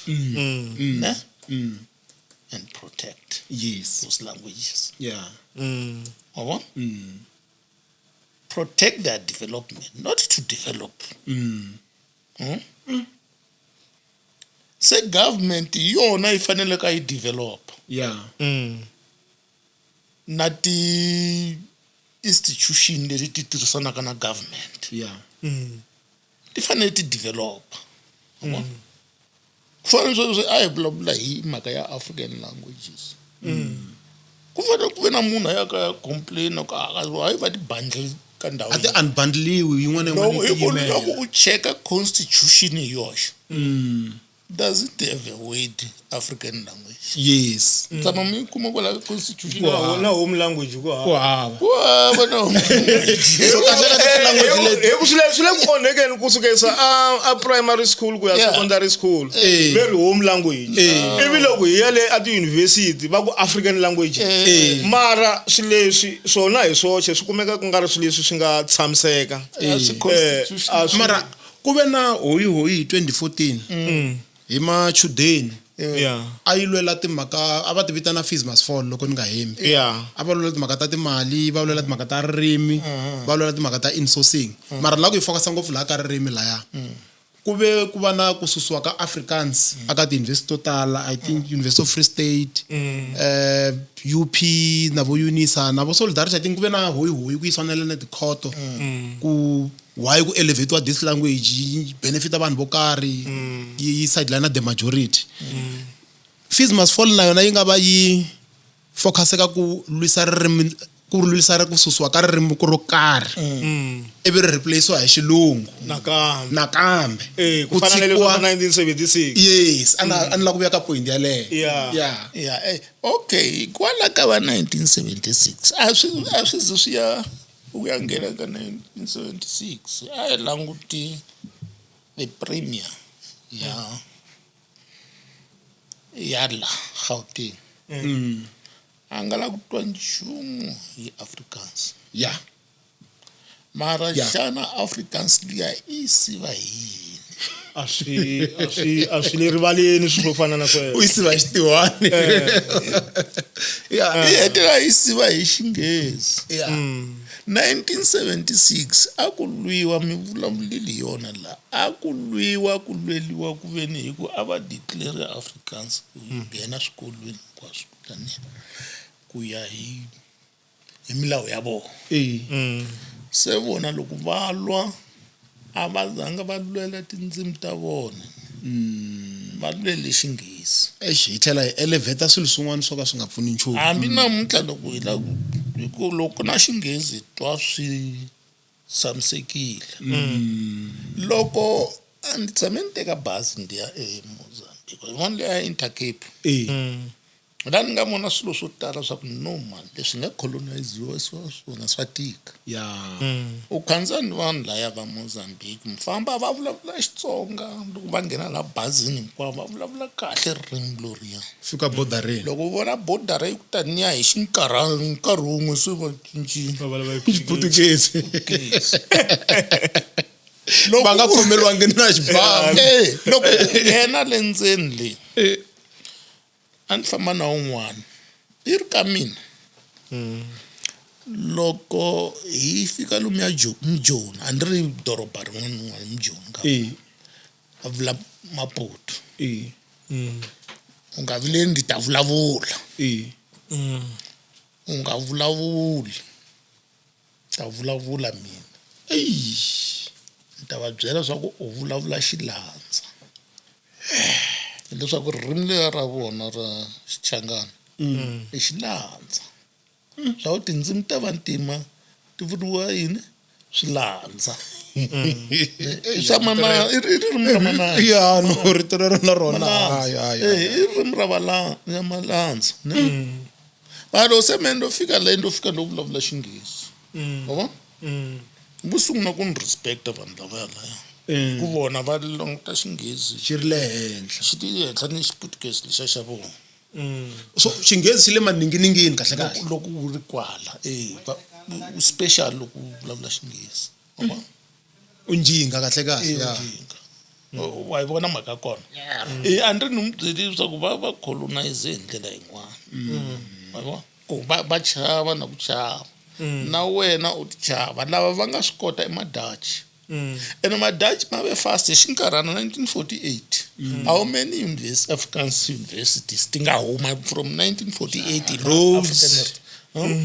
UP a ti ri Free State Rand Afrikaans Rand Afrikaans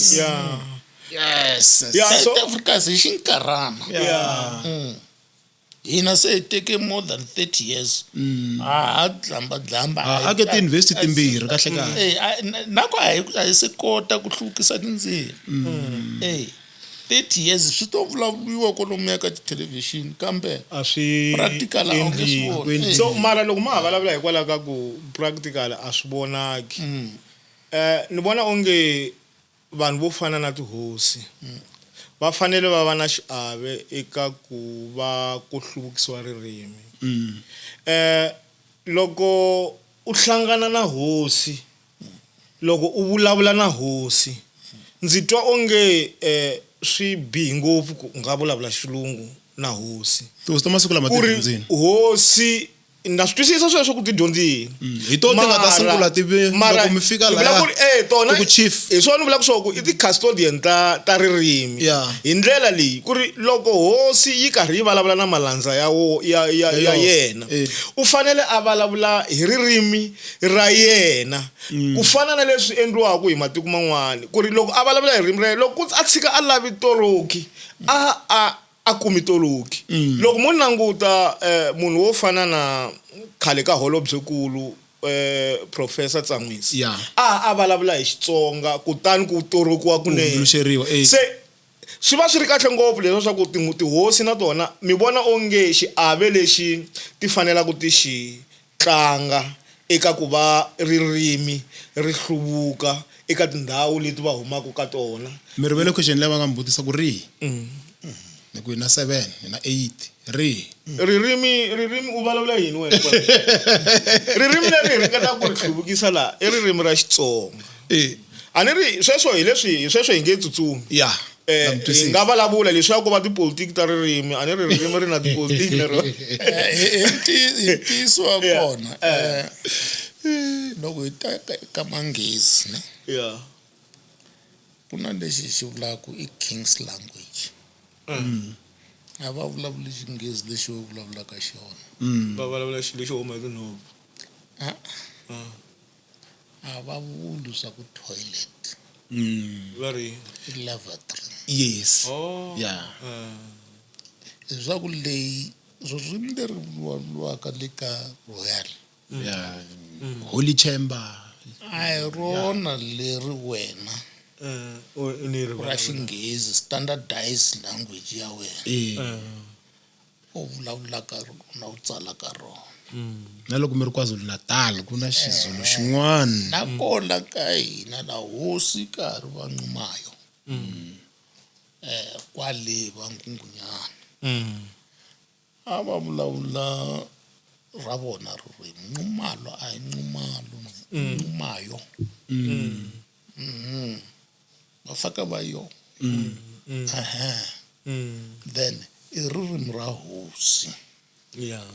ra kwale vuhosini se swa fanela ku na ku kwalaya mi nga na hosi ya n'wina yi na ririmi leri ri nga ra royal na kwalaya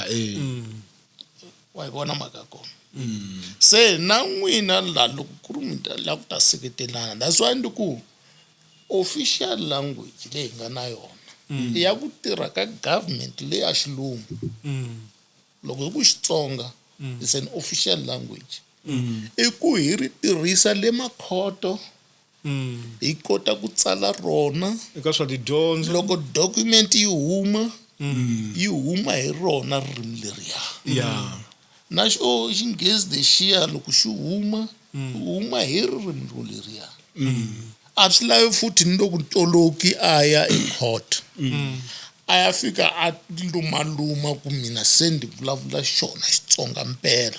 va ta swi twa luya tolokela ka yena luya a nga na standard language a yi kuma mhaka kona aka case ya Senzo Meyiwa ka vhiki rin'we ku cinciwe titoloki to ringana 4 va kha va nga endli swona va ku wena u ba direct translation na swin'wana hileswaku loko u toroka ku wevula u ta tisa that standard language a nga ha ku twi na yena laya dokodela ni xo mangutsundzuka misa loya wa ku huma aka nyimba yele a Mangaung Hlaudi Mtseneng lo a khomi matumu la ka tindlu ta vahaxi ta SABC ku ve na nkarhi loyi a ngete ku fane ku tlangwa 90% ya vunanga bya la kaya ene loko mi langutisa vunanga bya la kaya hakanyingi byi yimbeliwa hi ti language ta hina or tindzimi ta hina Xitsonga 9999 xana xiboho lexi xa yena a xi nga ta tisa ku hluvukisiwa ka ti language ta hina hi ku for instance Munghana Lonene loko hi vulavula hi 90% ya local music maybe a hi ta ku okay hi mhaka mi situated hala ni fanele mi tlanga ngopfu wa Xitsonga Xivenda Xipedi 999 a swi nga ta tisanyana contribution yo karhi ku tindzimi ta hina ti va ti tlakukanyana hi va hi tinyungubyisa hi tona a hi ta tinyungubyisa kambe ko va ku na yona loko languta va ku Munghana Lonene mara sweswi swi ndzi vona kahle yi famba ta va ku yi le Bushbuckridge yi le kwini kwalaya se yi le ku tlakuseni ka ririmi na rixaka wa swi vona hi leswi hi lavaka swona wa hi vona mhaka se mara swilo swo leswi a va sungulanga khale ngopfu swilo leswi sungulawaka ku fana na n'wina sweswi yi taka na swin'wana leswi swi nga ta nghenisa ku hluvukisa tindzimi taniya se ko va mhaka ya ku veni hi ve na hina vini hi ti nyiketela hi tshika ku tshama hansi phela u phikizana u nga swi tivi swa mphikizana swa ku yini so nga vula ku xiboho lexiya xa ku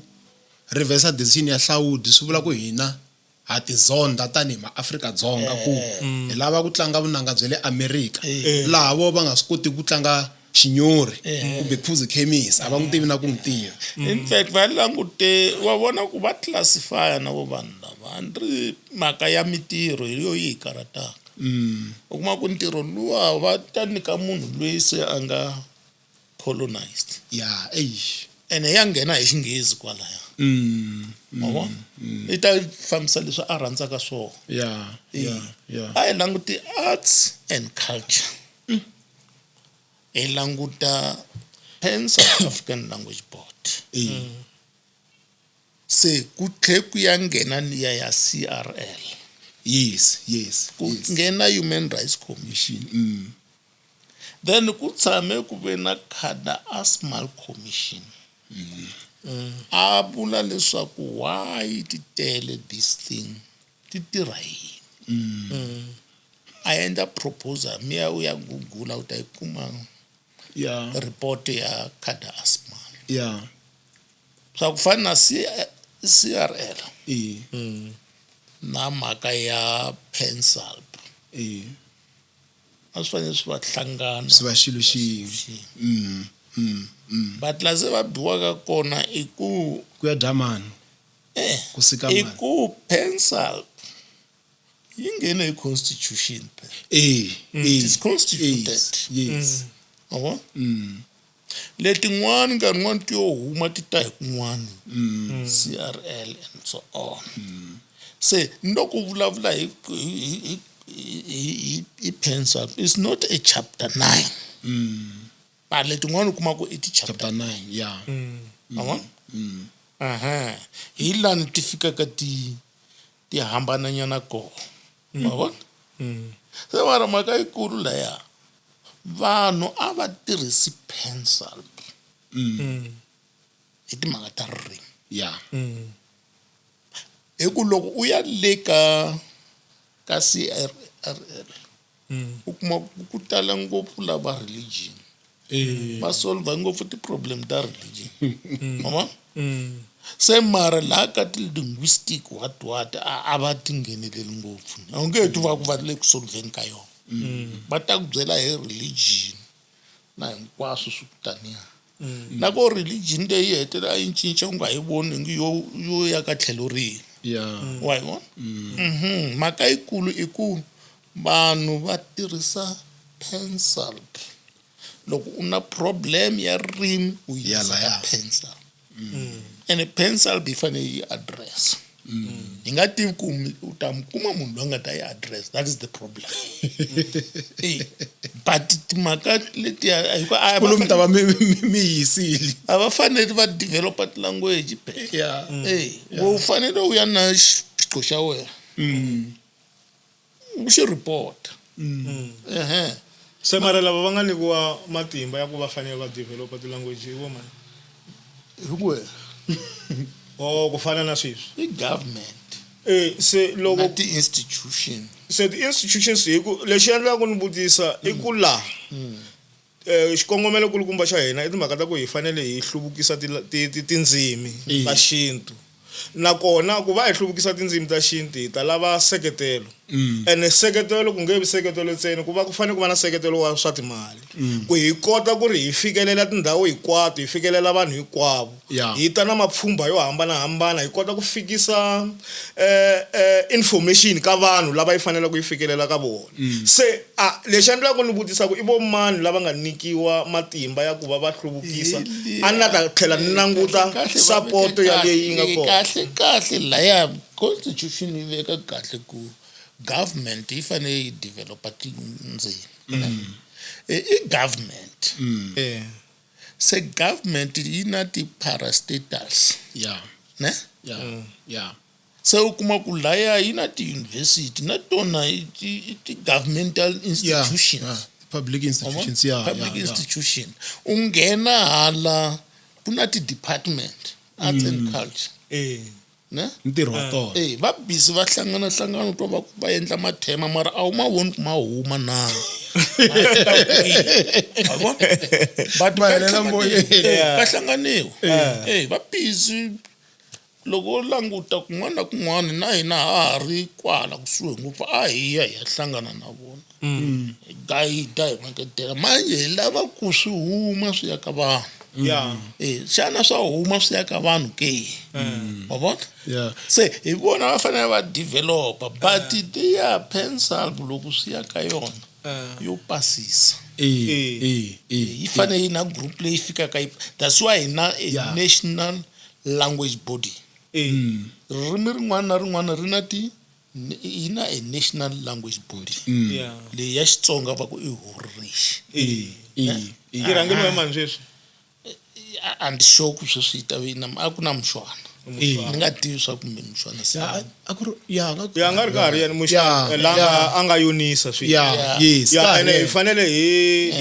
hi tirha hi matimba ku hi kota ku hi nkuma ni ri na ku tshemba ku lava nga ku hi langutini va ta hi fikisela information leyi mahungu Mushwani hangu lava swinene eka timhaka ta ririmi na yena hi swa ku hi timbirhi ku na national language body va ku NLB yi dila hi ti-dictionary yi rhangeliwa hi Mashele yi le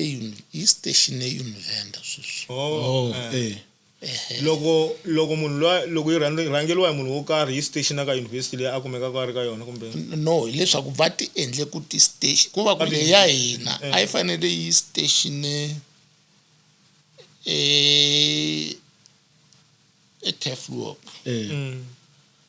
then a yi rhangeriwa hi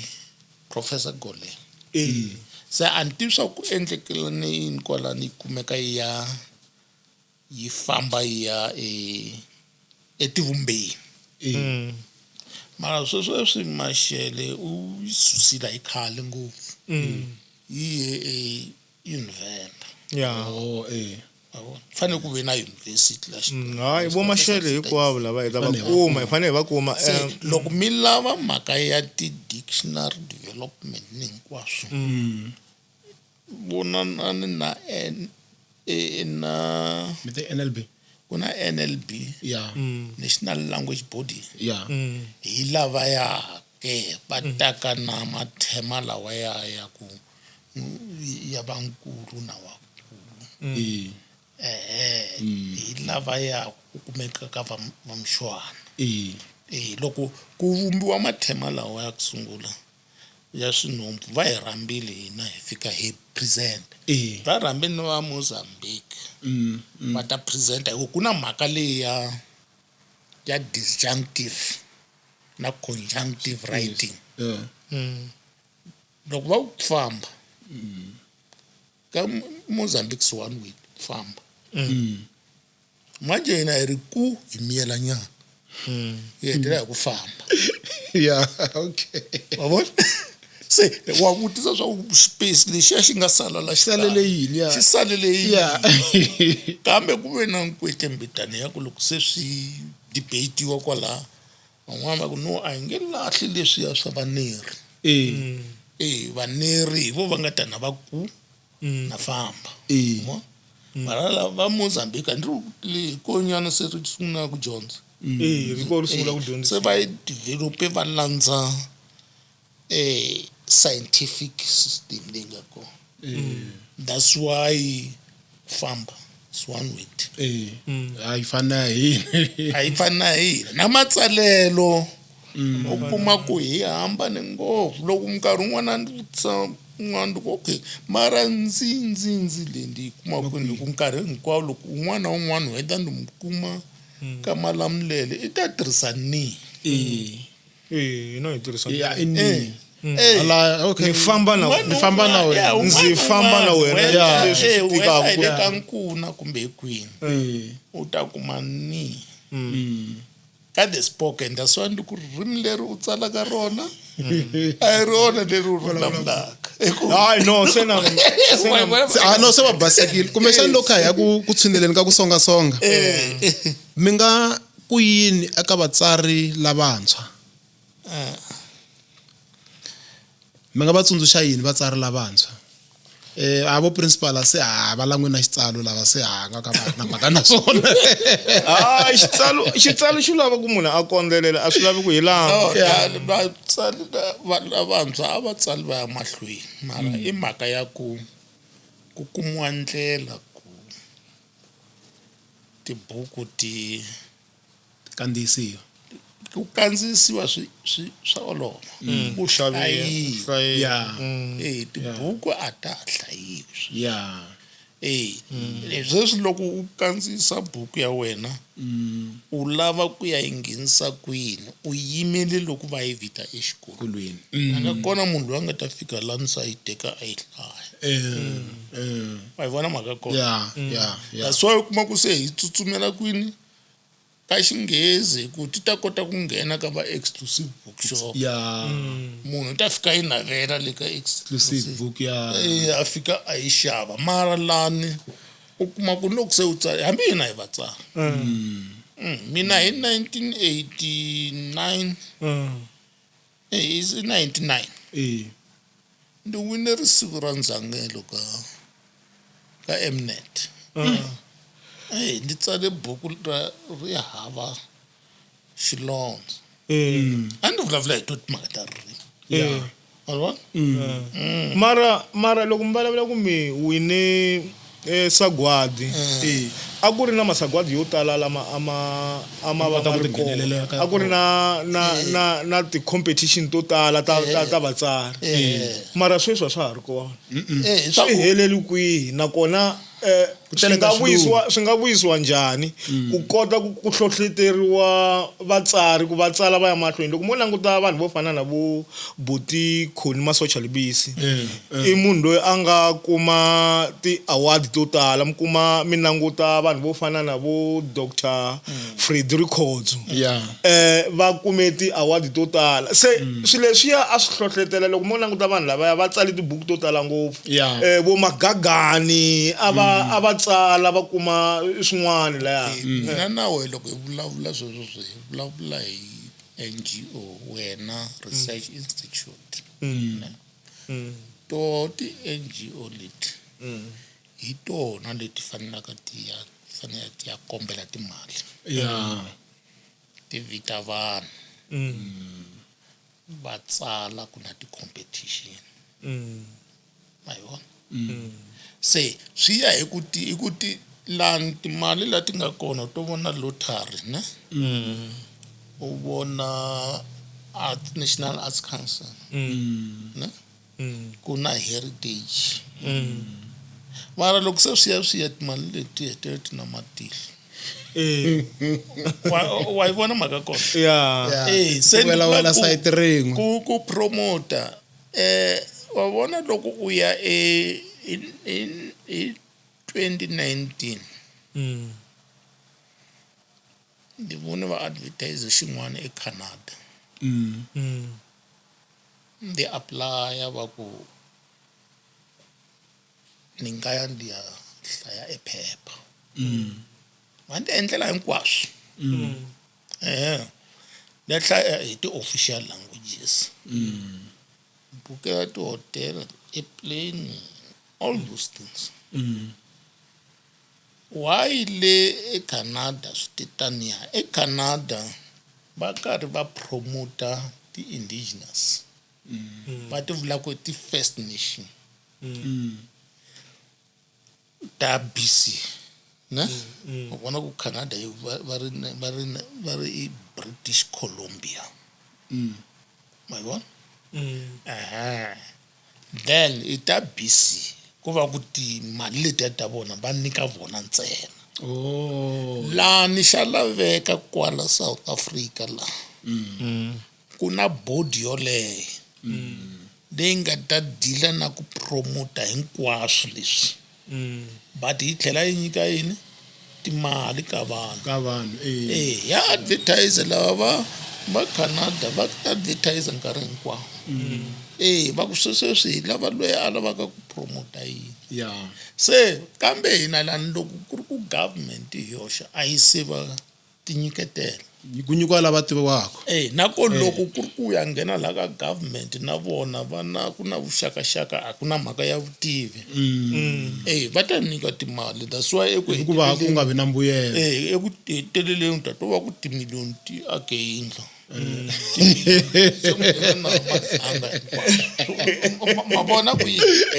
a ti tirhanga mitirho i xave yindlu a ha ri ti-BS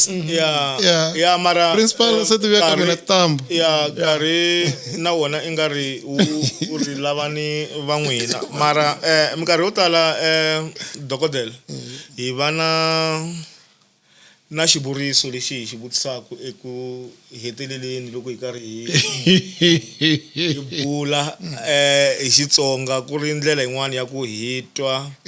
vanhu ku va hlamula hi ndlela yihi ririmi a hi nchumu lowu tshamaka ndhawu yin'we wa evolve wa hluvuka nakona hi fanele hi wu pfumelela ku wu hluvuka se ku na xivuriso lexi xi ngo wasati u fana na kondzo wa le matini lowo loko u ptsanya a wu vonaki xivuriso lexi vula yini va ri kondzo wa le wasati u fana na kondzo wa le matini lowo loko u ptsanya a wu vonaki u ptsanya kondzo wa le matini swa ku wansati kahle u endla swilo leswi swi nga vonakali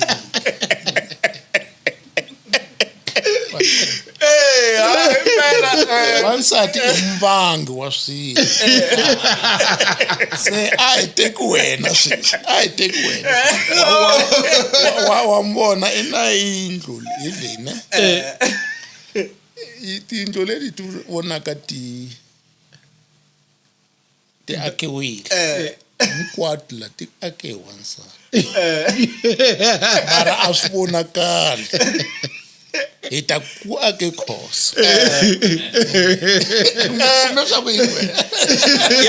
mara no leswi ko va timhaka ta ku ri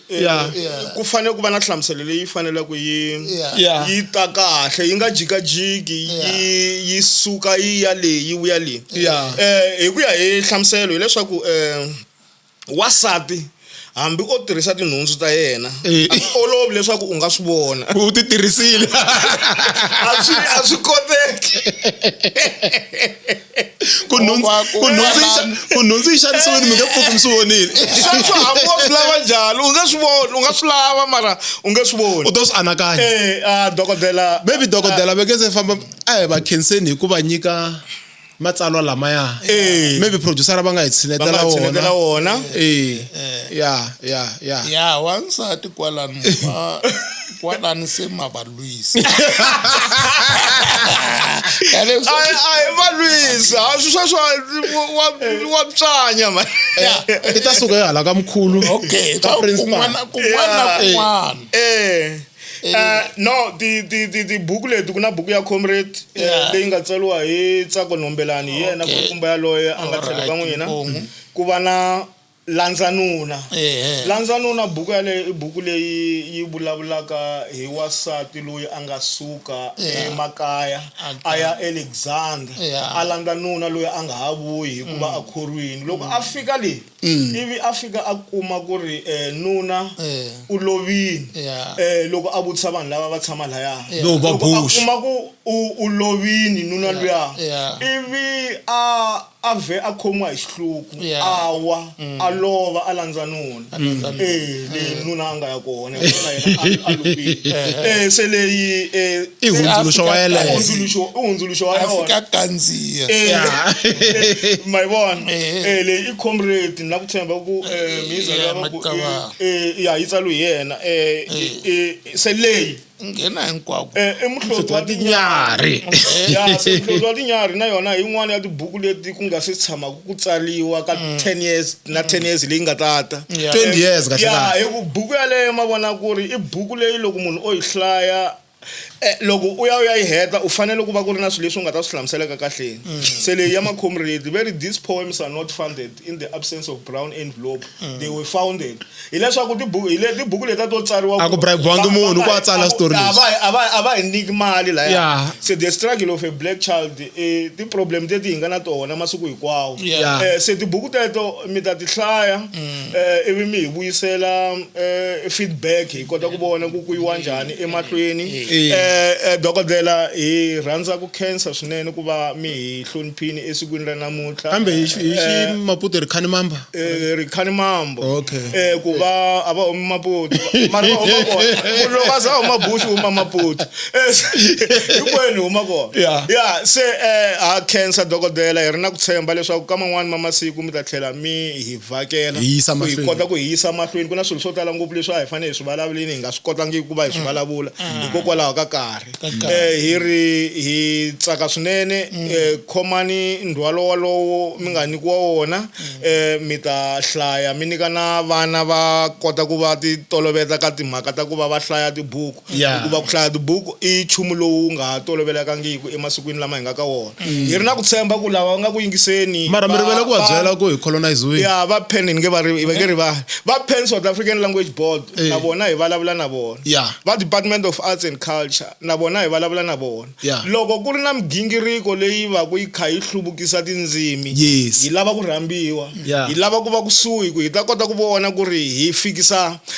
mhaka leyi njhani eka rixaka dokodela a khensa swinene marikana na khensa swinene ku va u ve na mina esikwini ra namuntlha se a ni ri na swilo se ni vuyile mara se na swi vona ku se u vuyile a ni ri na xiphiqo ku miza loyi a ni tshama ni ri nexe ni vulavula ni ri nexe kambe sweswi u vuyini ku kota ku va a ni pfuna ku hleka ngaku a swi talangi leswi a swi endlaka principal va colonize se va baleke ku tsala hi Xitsonga se va tsala hi Xilungu kwalaho inkomu mitirho ya n'wina ya vonakala ha khensa dokodela hi kombela ku mi yisa mahlweni mi famba mi nghena hinkwako amen loko hi ku amena hi part ya colonization mi nga rivali wa vona ku sweswo swi endleni hi mbale swihuku loko a hi colonize okay loko a ku ri laha ka valungu a fanele ku khipa xihuku vekela phela ku sukusa xihuku kuta i colonization a wu voni ku na tihosi ti tshama ti fake xihuku vanhu va faka hambi ku hala ka culture ya maZulu vona va tsimbi xin'wana a va xi susi xilo lexi mara ti-colonizers lowu ti fika ka wena ti fike ti ku susa xexo hi swona dokodela khensa swinene hi ta tlhela hi vonana nakambe vayingiseli va xaka gang eka nkarhi lowu taka